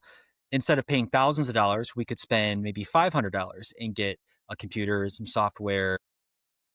Granted, it would be like a used computer, but it was good enough. We used a piece of software called Cakewalk at that time. And have you heard of Cakewalk? I have. Yeah. Yeah. I wonder if they're still around. Um, What I would haven't be heard the of them in big a long name time. now? I know Fruity Loops was big at one time, but what is it now? God, I know there's Well, Ableton, I think, is a really okay, yeah, big one, and Ableton is still that's for electronic. I think that Pro Tools is still the industry Pro standard. Tools Garage Band, I know was big at one GarageBand point. is yeah, Yeah, yeah, GarageBand is yeah. big. Yeah, I think that Pro Tools, even now and for a long time, has still been like if you went into a multi-million-dollar studio for a major record company and there was somebody sitting there at the computer system, I would bet money that it would likely be Pro Tools that they'd be running Yeah. in these It was really like big the like industry industrial. standard at one point. Yeah. Yeah, it's the industry standard. But you don't have to use the industry standard nowadays to get things that sound really good or that competes quality wise. I think that Pro Tools is just still what they're using because it has so much industry buy-in from these like big corporations, these music corporations, and so everybody's using it at the top level. I personally love FL Studio, and I call it FL Studio to get away from the Fruity Loops name because I know Fruity Loops is that's where they started. FL Studio is really great. I mean, yeah, as far as these things that you use, it really comes down to your personal experience and what you're comfortable with. But to get back on track, so the home studio in 2000 costed much less money. And nowadays, you don't even need that. Now you just all you need is a phone that's good enough to go to download the app to have access to the Sunyo or the Udio AI platforms that allow you to become the producer, and this does all that processor heavy legwork of, like, producing all these things together, combining them together, mixing them, mastering them, everything you kind of want done, and you can just communicate your ideas, and it absolutely unlocks so many doors for the average person to go in and do this. So yeah, I just want to speak on that, but having firsthand experience, like you had a studio for a while. I don't know, maybe you can talk a little bit about what went into that versus, like, what kind of It's like decisions did you have to make around that a lot time? of wood, and then there was like a door. No, Okay. yeah, my stepdad was a carpenter, and so he built it for me, and it was just kind of in the corner of my room, and I had some people come over and record, and then you even recorded in that studio, and we worked on a song together for a couple of days. Uh, what was the actual question that you were asking me about the studio? Just like what? Yeah, I was wondering what kind of decisions you felt like you had to make as far as, like, what technology you were going to use in the studio for recording. Maybe it's physical equipment or the software you were using. And if you felt that shift of, like, thinking you were going to need this, but now actually it turned out you only needed this. You only needed, like, a microphone and an audio interface and, like, a computer and maybe some Yeah, speakers. it You were able to wasn't kind of strip it much, down. and I remember there was a guy I knew. He was from Switzerland originally. He still lives here. He still DJs for I can't remember. Maybe he DJs at like some bars downtown. But he introduced me to Acid Pro software, and no, that's not a drug. It's software. And that was what I used. I actually kind of wish that I would have used one of the other ones that we talked about because I think in terms of how things came out in the ease of access and the way to in how to use that stuff, Acid Pro was probably not the best for me, but that is what I learned from a friend. He had made some beats, so I got the software. And then for like a few years, I just had a mic out and that was back at the time when you could go get like the whole setup, right? For like $300 or something or $400, and it would be the interface and it'd be a couple of mics, it'd be some headphones, maybe even some monitors, like they'd give you some big monitor speakers, and stuff like that. But for a few years, I was just doing it without any, not being in a soundproof room and just doing it that way. And now you could probably do that in now what they've got, what they're able to do as far as getting rid of like background sounds is so much better than what it was then. But yeah, so it was pretty simple. It was just that, and then, yeah, I had people come over and, I that's how I made my first album that was well, I think it was really my only album that really didn't do much. But it was something. It was really for me, right? It was like, okay, I proved that I could do it. I created the music, I wrote the music, I recorded the music, I edited the music, I mastered well, actually some of the music you mastered. I was not so good at the mastering part. And Acid Pro was actually awful for the mastering part. So I think that's where it really kind of came in. But yeah, it was pretty simple. And now, like you said, and I think we should reiterate to some people that maybe have never used Suno or maybe used anything with AI music, that you can record your own voice into there now. You can, like you had told me, you could go on and you could take things that you've made before and you can upload them. You can record your voice right then and there. You could get into a booth with your phone if you want in your guitar and start singing, start riffing on a chord, start singing, and Suno will you could keep that or you could let Suno kind of create its own AI voice from that. So there are things where it's not just the music. You are getting involved in more ways now, and I think that's going to continue on. You are literally going to have a studio in your pocket, which we kind of already do, but it's going to just get better. I agree. All right. I agree. So I think that, yeah, that wraps up the Science and technology segment. technology. Yeah. It's good times, man. I love me some good science and technology. But now we're going to go to creativity in mental health because we always like to talk a little bit about mental health on this pod. And I want to talk about how for me, because it's all about me right now. We're going to do me first, Brandon, and then we'll do you. Okay? No. What I want is to just kind of talk about how there are times when my mental health is actually helping me be creative, and then there are times when it is kind of being a barrier to being the most creative that I can be. And anxiety will get this way. We kind of went over a little bit earlier when you were discussing about how you can almost over create. Like you were creating a song and you were adding all these layers in the last chorus or whatever you were doing. And so, and that could be a negative, right? And that could be mental health. That's probably mental health related because it's anxiety. It's your brain telling you, oh, you could have more, you could have more, and then it doesn't really know when to shut off and say, okay, this is good to go. But yeah, my mental health will kind of, it can really change the way my creative process is. And depression can be both a gift and a curse in this matter because if you're talking about some of the best lyrics I've ever written, I would say they're probably about depression. So it helps me get that kind of stuff out. But at the same time, you had stated about hearing other music and you being impressed by, a kid in your high school or whatever being the same age having a great song and you were like you were really impressed by that. Well, there can also be a negative effect, right? There can also be like you could hear that and then your brain could be like, "Oh, I can't do that. So I'm just going to be done." Or Yeah. whatever. So and that can happen too. And you really have to talk yourself out of that mentality because anybody can do anything and you just don't know what people like or what people will respond to. Nobody does. There is no perfect formula for this kind of thing. It just happens and some people like it and there's crazy things. Look at we talked to I think last time about the pet rock. I mean, what a crazy idea. This guy made millions of dollars on just saying, "Oh, I could just grab a rock, put some eyes or whatever the hell he did with it. I'm not even 100% sure. Call it a pet rock and sell it and and that's just insane to me. So a lot of times it's about the consumer as well, about what they want. But with mental health, it like I said, it can be both things for me and it could be a writer's block. It could cause that or it could be just a great flow of information all at once. How do you feel about mental health and creativity, and how does it help or hinder your process? I think that the mental health struggles that I've gone through personally probably have helped my creative process overall, but they have hindered my ability to do anything with it after the creative part is done. That's interesting. And Yeah, so yeah, that's the double-edged sword. right.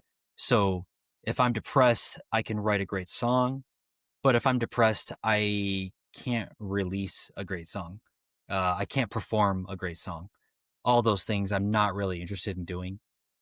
They require motivation, varying degrees of sort of self belief to even go and want to put yourself out there and do these things. And so when you're in these states, it makes it really hard to have both sides of that. So that's the interesting thing is because you have to be sort of the CEO of your own brand, of your own creations. You have to be the marketer, the financial officer. You have to be all these things that on the business side for it to work out. And that's where I find that mental health is stifles all of that so much. But I agree that yeah, I've created probably some of the stuff that I regard as the best things that I've created when I was struggling with mental health in various capacities, whether it's anxiety or depression, or there's positive emotions too. Maybe you can be like really in love and you write a song that that is sort of a love song that is not something you could have written if you weren't feeling such intense emotions as you were when you wrote it. So there is that sort of yin and yang. But I don't know. I think that maybe being in love is also sort of a mental health crisis sometimes. So that's what it feels like, at least when I'm going through it. You can tell me. But It's definitely and inspiration is a big thing, right? Because it really depends on where you're getting inspired from. So, sometimes it is that love.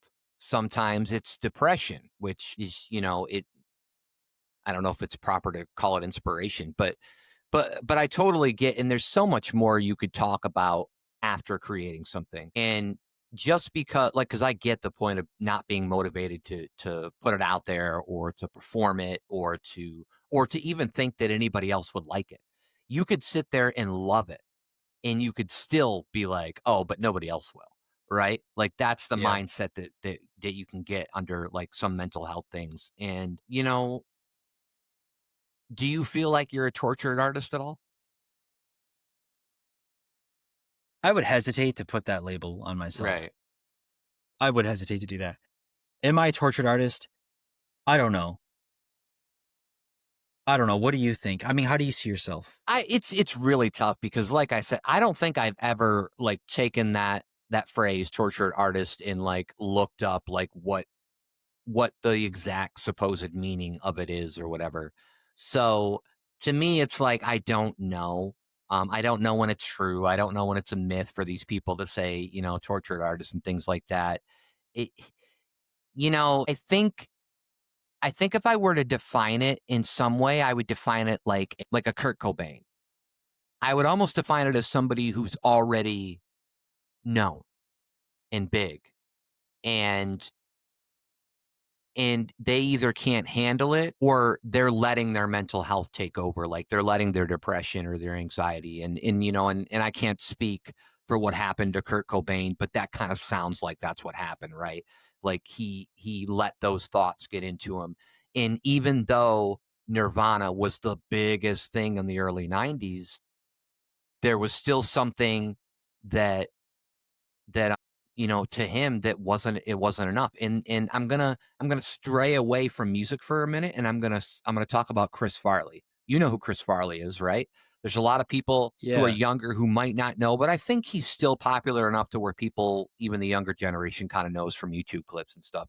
Great SNL actor, funny guy, and I used to be infatuated with Chris Farley. I've read so many stories and heard so many different stories from different people that no matter how fun, he never believed he was that funny. He didn't think people liked him, or he thought maybe people just liked him because he was a bigger guy or whatever it was. And it's such a sad thing to hear because he was nearly on top of the game before, the whole drug thing and all that stuff happened. And he still believed that he wasn't liked or that he wasn't that good. And to me, that is what a tortured artist is it's like your mental health is bigger than real life. It's bigger than real life. It's bigger than reality. And when that happens, some dangerous things can happen. Yeah. Yeah, I agree. I think Chris Farley is a really great example of that, and one that I wouldn't have immediately grabbed, but it is so sad because of how it's so sad because of the difference of how good he was compared to other comedians or comedic actors, and in contrast with how he thought about himself. So that is incredibly sad, and it probably there's something in that about that speaks to us, right? About like how do we think about ourselves in relation to how somebody might see us or the things that we create. There's also this idea that I heard somebody talk about like what artists do sometimes. Are you familiar with like the myth, like the general idea of the hero's journey? Where it's like, yeah, I mean, you get the hero goes out from the town with their sword and their shield, and they go through a bunch of trials and tribulations, and they finally meet up with the dragon, and they slay the It's dragon, basically like the and plot of Zelda. there you go. Yeah. So, and after that, they get some sort of prize or treasure or something that they learned about the world or themselves or knowledge. But whatever it is, but let's just call it the treasure. They sort of, and then part of the hero's journey that's important is they then bring that back to the village and then they share it with everybody.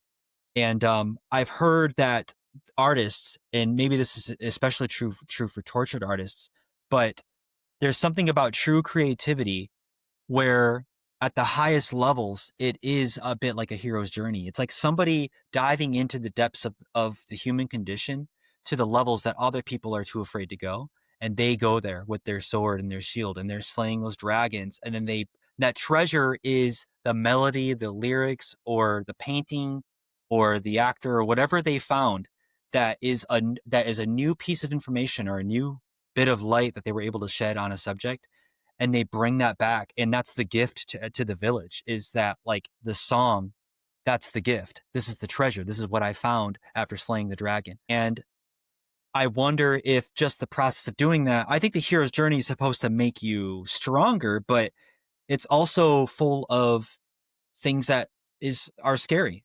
And there's lots of scars and perilous, there's traps and holes in the ground and like spike walls and stuff that, now I'm talking like Lord of the Right, Rings maybe right. or something, but there's goblins and ghouls, right? And there's all these things, and it can be a lonely, scary experience to explore these things. So I just wonder if that kind of parallels the journey that many of these people go on, these tortured artists, and they're constantly on these journeys.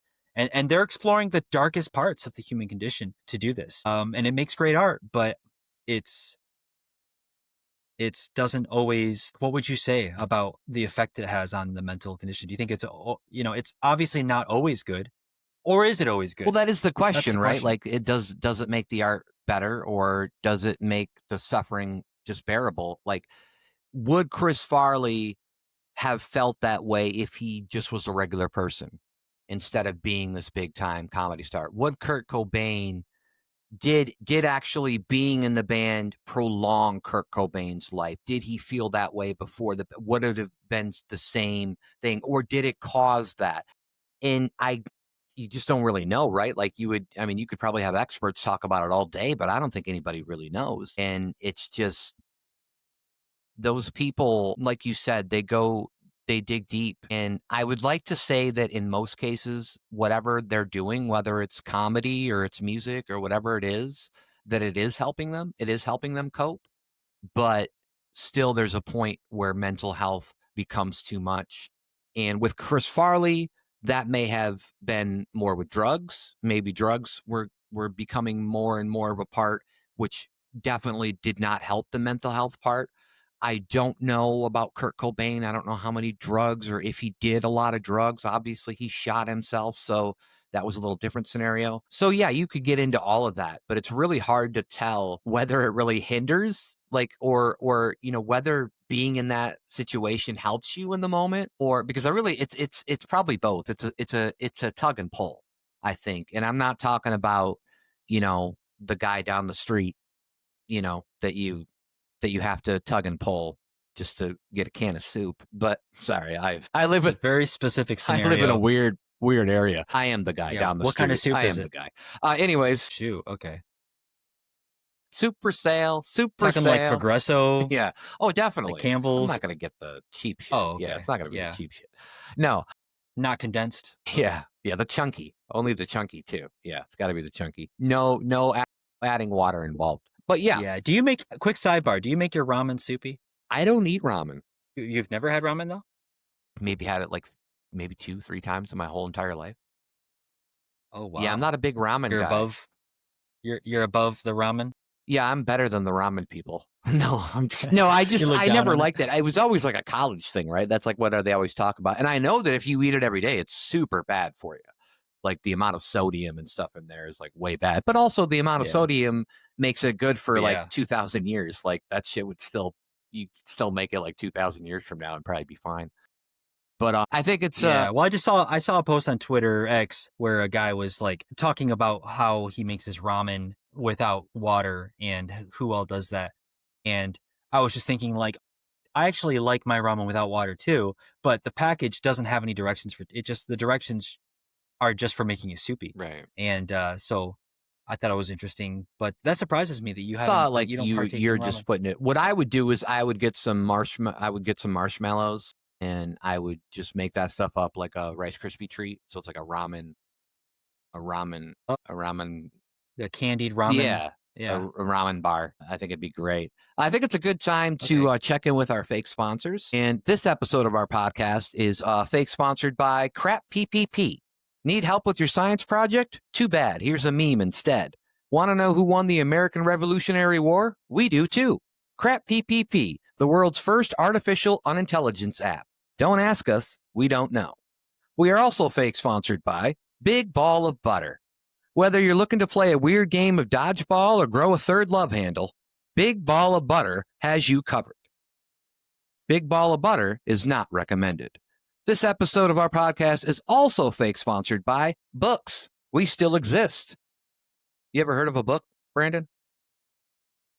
Can you remind me what that I, is? it's like a what's that stuff that we used to write on? I think it's made from trees. Yeah. How'd you pronounce that? Book. Book, Book. book. Mainly like Forrest Yeah, I Gump. got it. I read a book, Okay. Jenny. That kind of thing. Yeah. I see. Yeah. Yeah. Um, Yeah, I think I I've will heard of that. say Yeah. that just the other day I covered myself in a big ball of butter, rolled around on the world's largest loaf of bread, and I tasted myself for hours. And I'll tell you one thing, I'm the only person that's ever buttered me up. So there's that. Yeah. All right. Well, let's go and talk about substance abuse. They're not necessarily abuse, but substance use with creativity, because there's obviously a lot of people, a lot of famous people that, there's an aura around them with substance use and things like that. And I guess the big question is, are drugs an imagination hack? I think that they are, but To a point. you have to be careful that they don't become an imagination crutch. Yes. And that's the problem. Right. So, and it's not, and I even think hack is a strong word. I think they are an imagination assistive device, but that's it. Yeah. I think that the risk is that when you depend on them as the crutch, and then you feel like you can't make anything creative unless you partake in the same substance over and over and over. And that becomes the problem. Yeah. I mean, what do you think? What's your position on that?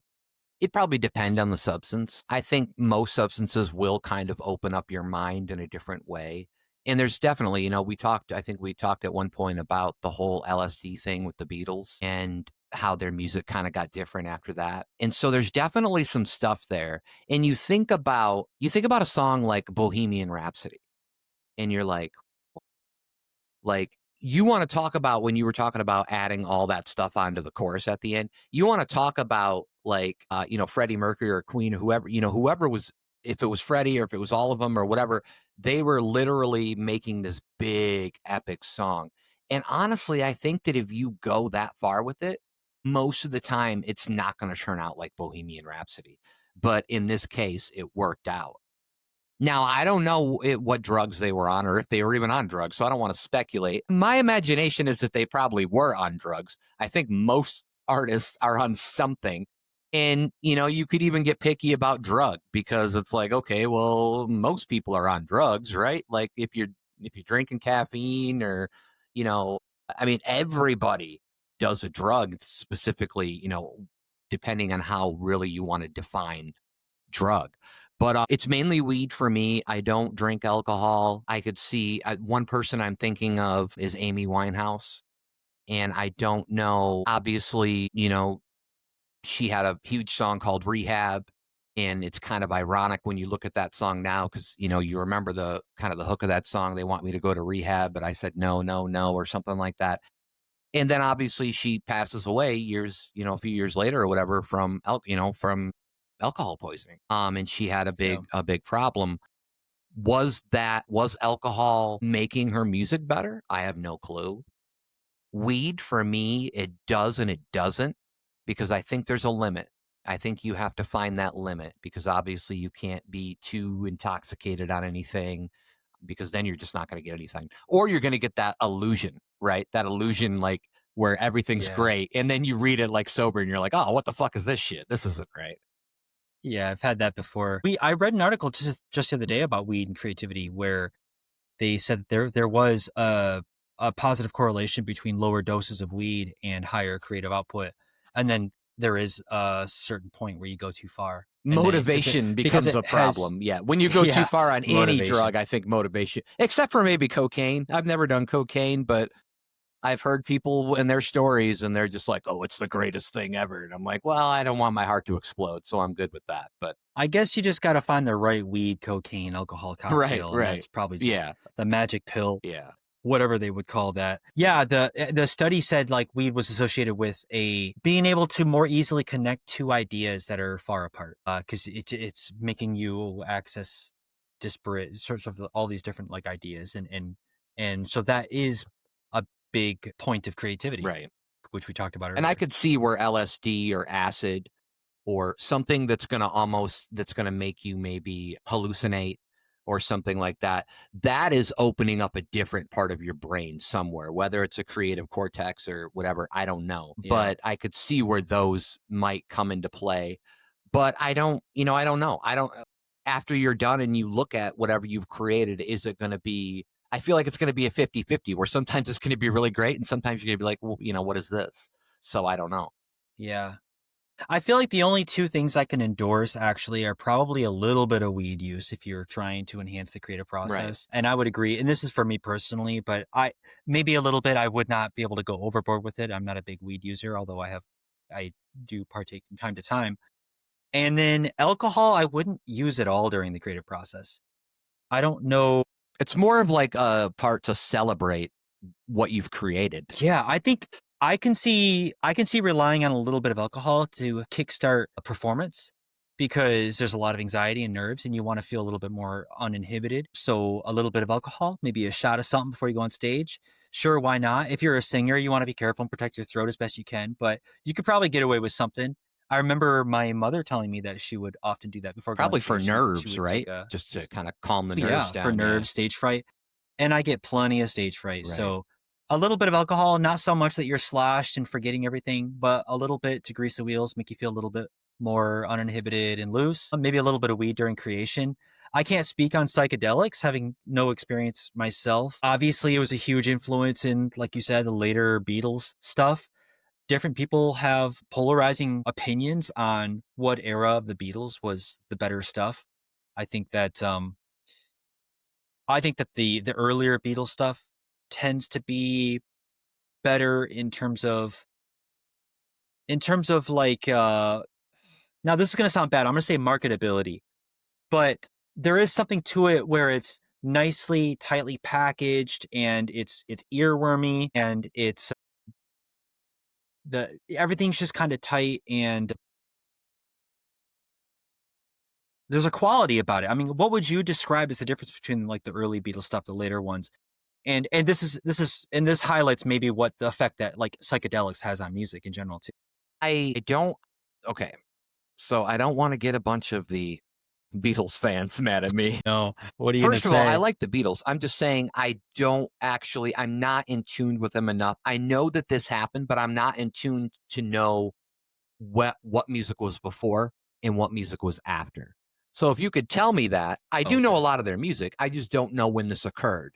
So what album was supposedly or I guess it was pretty like after the LSD. I'm gonna consult my friend PPP, not PPP No, actually, don't do the other crap one. PPP. They don't know anything. Yeah. Crap PP is awful. So as far as I understand their earlier songs, boy, is like isn't like Twist and Shout, like one of their an example of just like their earlier simple boy, if I'm wrong, that'll be crazy. Let me look this up and get back Yeah, to you. like honestly, I got their best hits CD in I don't know in the early 2000s or something, and I rocked out to all of those. But I couldn't tell you really which ones were pre LSD and post LSD. And I remember Hard Day's Night, and then there's Hey Jude, and there's Yesterday. And some of those feel like they're probably pre LSD because they're kind of like more on the laid back, but I don't know for sure. I mean, I don't know. Well, there are some great songs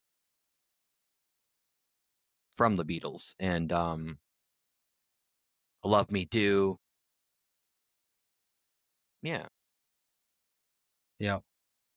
So I am seeing there's some discographies like the in like 1963 to 64. This is just listed as like Beatlemania in singles. Please, Please Me with the Beatles, A Hard Day's Night, Beatles for Sale. Okay. Boy, they really have all those albums in one year. Well, that was the LSD, right? Yeah, that's what that was. Yeah. So okay, big hits in this like pre-LSD area are listed as "Love Me Do," yeah, "Please Please." Maybe these are the hits. These are the Are they singles. on record, like, saying that that opened up, like, something else for them when they were writing? Because 'Cause I'm not even, like, sure. Like, are they on record of saying that? Has Paul said it? Has Ringo said it? Did John say it? Like, are they I don't know. Yeah, I'm not aware of any record Right. of how they said that it affected their I mean, I'm trying to the figure way out they how it wrote all songs. like, were they open about doing the LSD? Yeah, I don't know about Okay. that. "I Wanna Hold Your Hand," you know that Yeah. song? "I wanna hold." No, I thought you were So that asking, was, that area. and we should. Yeah. If we're walking across the Well, road, yeah. we should, so everybody knows that, you know, we're dudes. 1965, First Encounters, big hits is "Help," "Yesterday," "Ticket to Ride." LSD around this time, George Harrison and John Lennon were first introduced to LSD, supposedly slipped into coffee at a dentist's dinner. That's a wild story. Wow. That's first off, what are you doing at a dentist dinner? That's the first Well, mistake yeah, in right the there. '60s, that's just a weird time. Who I didn't even know they had those. Like, is that even still at, like, Yeah. okay, famous people go to the Yeah. back in the day, that's what it was. Before the Diddy parties, they went to dentist dinners, okay, people? Yeah. This experience cracked open their artistic curiosity.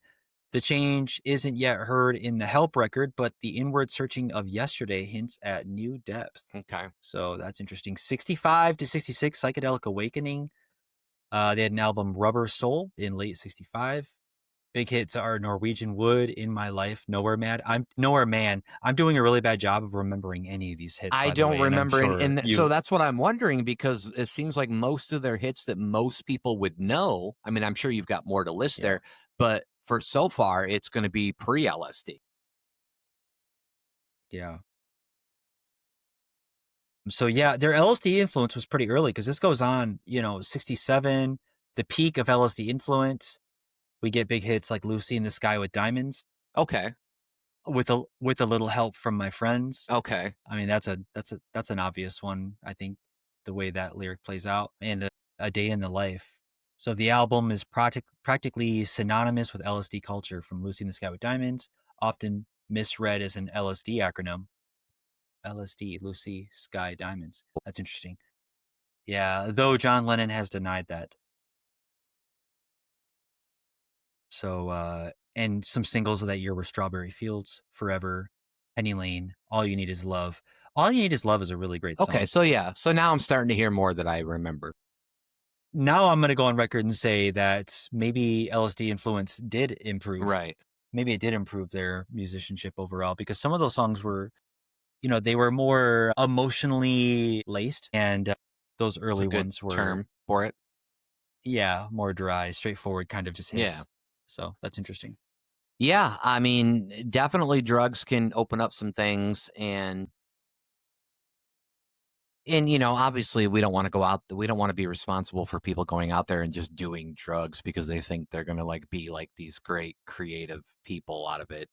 I don't think that's going to be the case for everybody, and like you were saying before, I think there's certain things you can do. Weed, definitely, in a moderate pace, and that's more for the creating process. For actually performing, maybe music or whatever it is, like you said, maybe you need that, shot of whiskey or whatever it is to kind of get yourself going, which is fine, because we're humans, and that's just kind of instinctively that's what we need. That's what we've always kind of been doing. And so yeah, I would say that substance use and creativity is heavily involved, and there's it can go either way.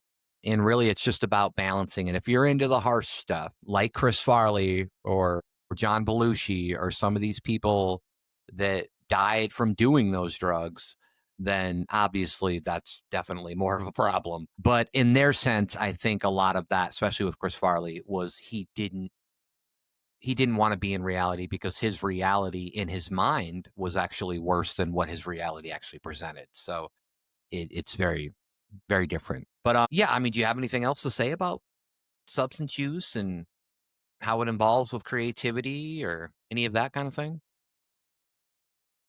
Well, I know there's other ones that we didn't touch on. There's caffeine, there's nicotine.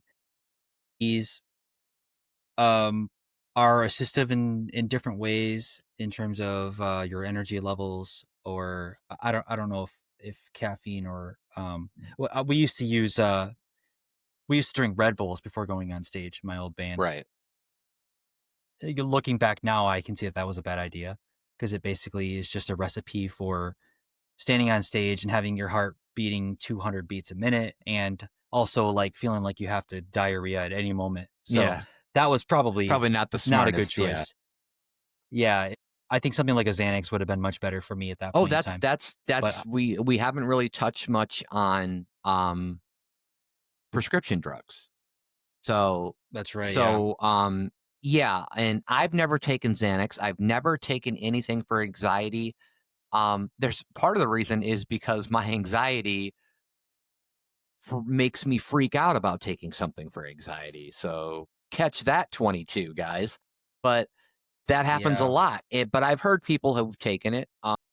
And or let's like talk about like for a moment, like a lot of those things or even alcohol would be taken for people who are, we were talking about stage fright, but also for people who, let's say, like fly a plane because they have a fear of flying or they don't like to fly, and so they drink or they take an anti-anxiety med or whatever it is. So that, I don't know how much that really takes into play with creativity, but there is one thing we can discuss that is prescription that I think does. Maybe not so much creativity, but definitely focus, and that would be Adderall. And how many college students have taken that and just to kind of get a project done or get a paper done or whatever they needed to do. And that's obviously dangerous, over long term as well.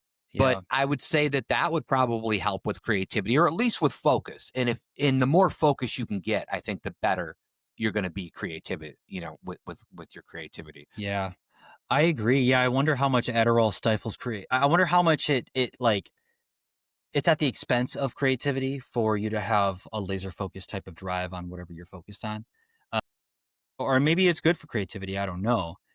I sort of have this fear of Adderall from a distance that because I've never taken it before. I have this fear that I'm going to take it and it's going to be like the best thing ever, like the absolute perfect fix that I've been missing for like all the executive dysfunction I've had my entire life. Right.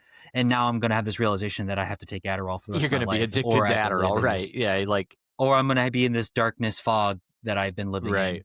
So I almost don't want to taste, I almost don't want to see what the fruits of that are even like, just in case it's really good.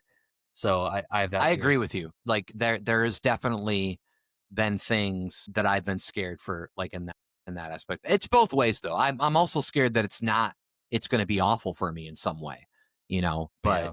it kind of does both things. But I guess we can explore a little bit just kind of beyond writing and like all this other stuff with creativity. There's so much to creating, and I want to talk to you about specifically because there's always this thing about when books get turned into movies and how the the major consensus usually is from most people that read the book and see the movie is that the book is always better, right? And probably for good reason. But here's why I think the book is always better. And this is coming from somebody who really doesn't read books. I think here's a question. Is everything is imagination until you see it, right? You If you're just reading something, it's their job to paint a picture. But if they don't give you a definitive picture, that picture could be different in everybody's mind. So people could write words down and you could read it and you could have a different interpretation or a different imagination of what they're saying. I could have a different imagination. A million other people could have a different imagination. And I think that's what's awesome about books. And I think that's where we get into people are always saying books are better than the movie because all of a sudden you bring the movie and you bring the visuals in, and that is definitive. That is what they've decided. Game of Thrones is. I know. I don't think you've watched all the way through on Game of Thrones. Game of Thrones is a huge. I've Oh, watched I it. wasn't sure if you did. Yeah, Game of Thrones was probably one of the best examples I can get because, and I didn't read the books, but from everybody I know that read the books, and it followed the books, I think, up through the first 4 or 5 seasons, and those seasons were brilliant. You get to the last season, there's a lot of negativity towards the last season. I am not that negative towards it, but I also didn't read the books. So I'm just going Yeah. by the television value of it all. But yeah, it's things like that where all of a sudden, like, you had an imagination. You just thought, okay, you read it and you think of what it is in your mind.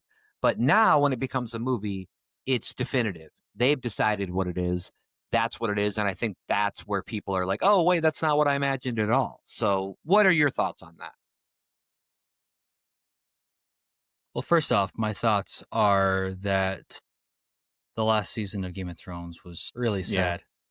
The kind of It thing that was just makes you weird that want it to was, crawl in a well, I don't want to give any hole and spoilers cry. away, but it was weird that it was that guy that ended up being king of all of Westeros, right? Yeah, and I share something with him. Yes, you do. You do. You do it. The four Your letters. eyes are the same. Yeah. Oh yeah, I share his Well, legs I too. think you Yeah, also have his special power. I think I've given away too much. Okay, you know what? It ended like 6 years ago. If you haven't seen it and we're spoiling it for yeah. you, F off. You just Yeah. tell him. But Bran Stark obviously becomes the king. I think that was weird. I will say this. The episode of The Long Night where they're battling the White Walkers at a Winterfell.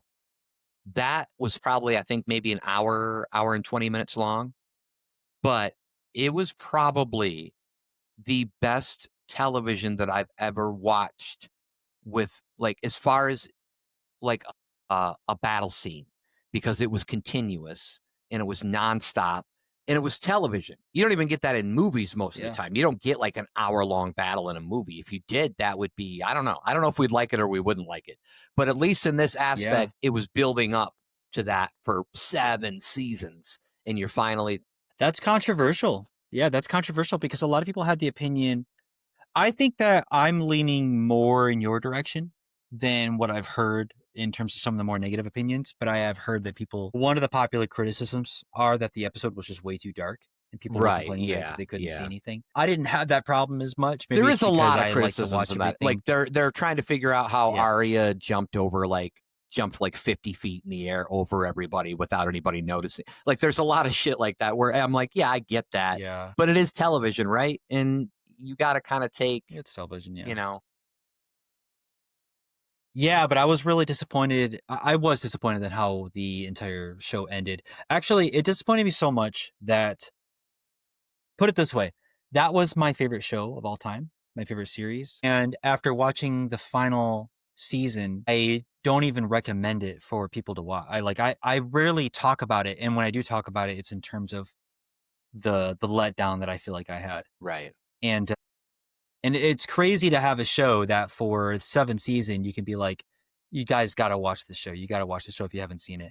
And then one more season goes by, and now it's not even, Game of Thrones is not even, I think, in my top 10 greatest shows because of the final season. So I'm a little bit more harsher, I think, than how you described it. But and you're right, I didn't read the books, and I I used to try to intellectualize it where, because I've heard people say, well, like, what do you expect?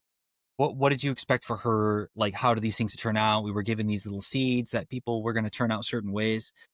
But even so, in my heart, I just didn't like the way it just didn't feel good. I just didn't like it. You know what I mean? I watched it. I didn't feel good about it.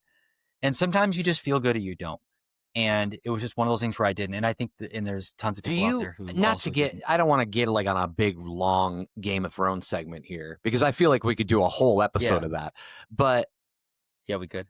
I want to know, because my thoughts on George R. Martin not being able to finish Winds of Winter or whatever it is, whatever his reasoning behind it, and the guy's getting older. I have, My thought process yeah. is that because of what HBO did and because of them making up their own ending to this show that he hadn't written yet, is I feel like that's fucking him up. Like, Yeah. and I feel like that was a bad idea. Like he should have tried to get it Yeah. finished before that, but he got so wrapped up in that. I Yeah, 100%. And I also have a little bit of a theory about yeah, go that, for it. which I think it's possible that the show ended the way he wanted to write the books. Ooh, but he saw how much everybody hated it, and that gave him writer's block. Because now you can't. How are you going to walk down a path you can already see that everybody Yeah, hates? and So your I, theory yeah, might be quite legit because I really have a hard time. It's like it's not like they're not asking him things after the fifth season. I think the fifth season. I think when Jon Snow, alert, when Jon Snow dies, I think that's where the last book ended off. And then from there it was just HBO and the exec and whoever, like the writers doing their own thing. But yeah, it seems implausible to me. Implausible? Unplausible? It seems non-plausible to me okay. that that they wouldn't at least ask him about where did you have this going or what was going to happen. So, Yeah, yeah, you might be onto something there. So that's very interesting. I think they consulted Right. him. I think they consulted him, and he said, "Here's how it's probably going to Right. end," and they did it. And I think George R. R. Martin. I think he was trying to be too smart. Look, I understand that this show was known for its twists and turns and big names that you thought couldn't die suddenly dying. But I think that there is a little bit amount of there's a fan service you do at the end that is justified. And how great would it have been where a show that constantly was known for its big twists to end in the way that everybody hoped it would. And it actually didn't twist it and it did end it. Maybe Jon Snow sat on the throne. And I get he didn't want it. I get it that he didn't Didn't want it, Bran say he but didn't want it like though at one point too? I thought he said, and even said he said he couldn't be the king "Oh, of that's anything. right. That's a direct That's right. quote from That's right. Bran. He could not be Right. the king of anything. And then people are saying and then he says, "Why do you think I came all this way?" Yeah. And it's like, what's going Right. on here? Right. Now you're a Yeah. liar. I don't Who even think did you he, want it I don't to think he had be? any Did you effect. want I mean, are you saying that most people Jon probably would Snow. have wanted Jon Yeah. Snow, right? They wanted to kill they wanted I think that to have him kill another season as Daenerys, well. right? And then yeah.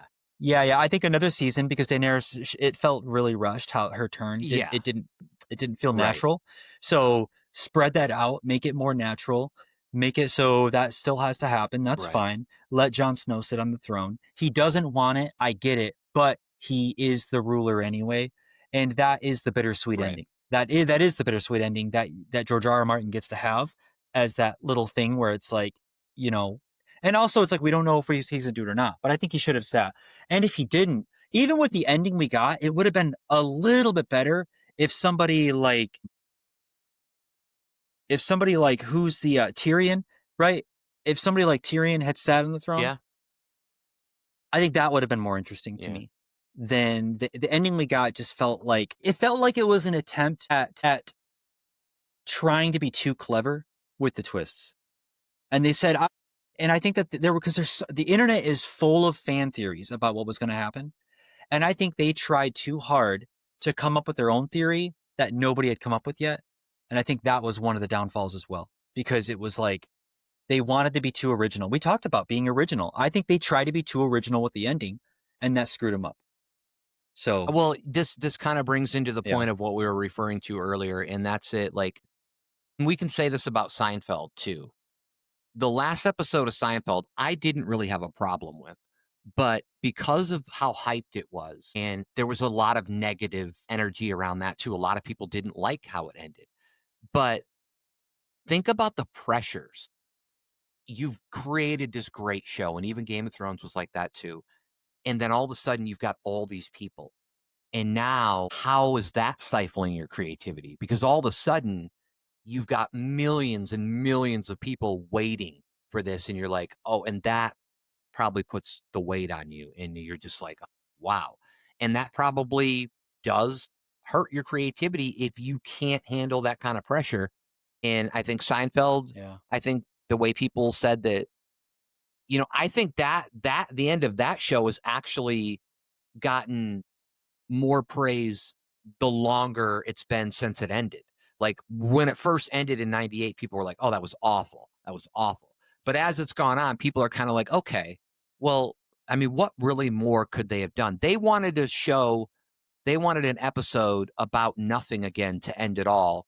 But instead, Larry David and Jerry Seinfeld made a show about something but brought all these characters back, which I thought was pretty clever. They wanted to find a way to bring those characters back and to make them out look like yeah. these kind of bad people that these characters really were in real life. So it is interesting of how much of that pressure can get to you. Now you think about artists on deadlines. You've got to get the CD out by this time. You still got two more songs. Where are those songs? Like all of that shit's got to be. And then you could say, oh, maybe this is where I turn to drugs. And this is how we correlate and relate everything together is where like you get that pressure. Like at first you find the creativity, you make that creativity, people buy that creativity, and you become big off that creativity. And now all of a sudden you've got to be even better. You got to surprise them. You got to go out there and do stuff. And I don't think there's too many people that can go out there and do that. I do think there's people that just don't care about pressure, that can just do it. That you see that a lot in the sports world, but you see that a lot. And I'm going to bring Eminem up again. I feel like every time he brings something new, a new CD out, and people are like, "Oh, Eminem, Eminem." There's not very many people who are like, "Oh, that sucked." Usually, it's like, "Wow, this guy's still doing it in his mid 50s, and he's got these double, triple entendres he's laying down." That in Eminem is one of those few artists where you got to listen to you can literally listen to the same song 10 times and find something new. Probably way even more than that. And find something new in the song that you Yeah. didn't catch the first or the second or the third time. Yeah. That's a great point. Talking about that pressure, that follow up pressure, especially when there's so many people watching, that's something that it feels like it's one of those like first world problems, you know what I mean? Quote unquote, where you want to have that. Like I hope to be so successful in a creative endeavor one day that I have the issue of how do I follow this up, right? Like I hope I have a music album where it's a huge hit and now I'm like, I don't know how to make a second album that's better than that one that I just put out. But I know it's a lot of pressure, it's a lot of anxiety, it's a lot of it, and it feels like a big problem. But it's funny that before you get to that point, that's the kind of problem that you hope that you get to deal with someday. But it also ties in to earlier you talked about not knowing how to start and how to end Yeah. something Yeah. often. And you can see this is a universal problem because the thing about these shows is you can start them kind of okay. You have to start it good enough to not get canceled. But a lot of starts on these famous shows are not like the start to Game of Thrones is not It's very, slow. it's not the Yeah, best it's part. slow. Yeah, it's slow. It doesn't immediately drag you in. I just started watching, there's like this YouTube channel. There's all these YouTube channels where you like watch people watch movies. And I've gotten into this Right, right, recently because, um, you sort of get to experience a movie again through like the eyes of somebody right. else. And you get to sort of rewatch the movie, but it's condensed down to like a half hour. So you get to enjoy the movie. All the best parts are already clipped in, all the fluff is taken out. And so I've gotten into these, but uh this you can sort of see what's the point I'm making. So one of the people that I'm watching, they started watching Game of Thrones recently and they haven't seen it before. And seeing them go through the first couple episodes, I can sort of see where it's not hooking them. But then by the time they're getting to like episode 4, 5, 6, I can see them being just like completely hook, line, and sinker into Game of Thrones. And then I'm just thinking like, I wonder what's going to happen when they get to episode or season 8, Right. right? But the Seinfeld thing and other things like The Sopranos is famous for having this like ambiguous Right. ending that people aren't sure if they like or Right. not. Right. And it just goes to By the the way, point where these are these one of probably one another one of the greatest shows ever. The Sopranos. Yeah. Sopranos, yeah, yep. And even the greatest artists and creators in the world aren't really always sure how to end.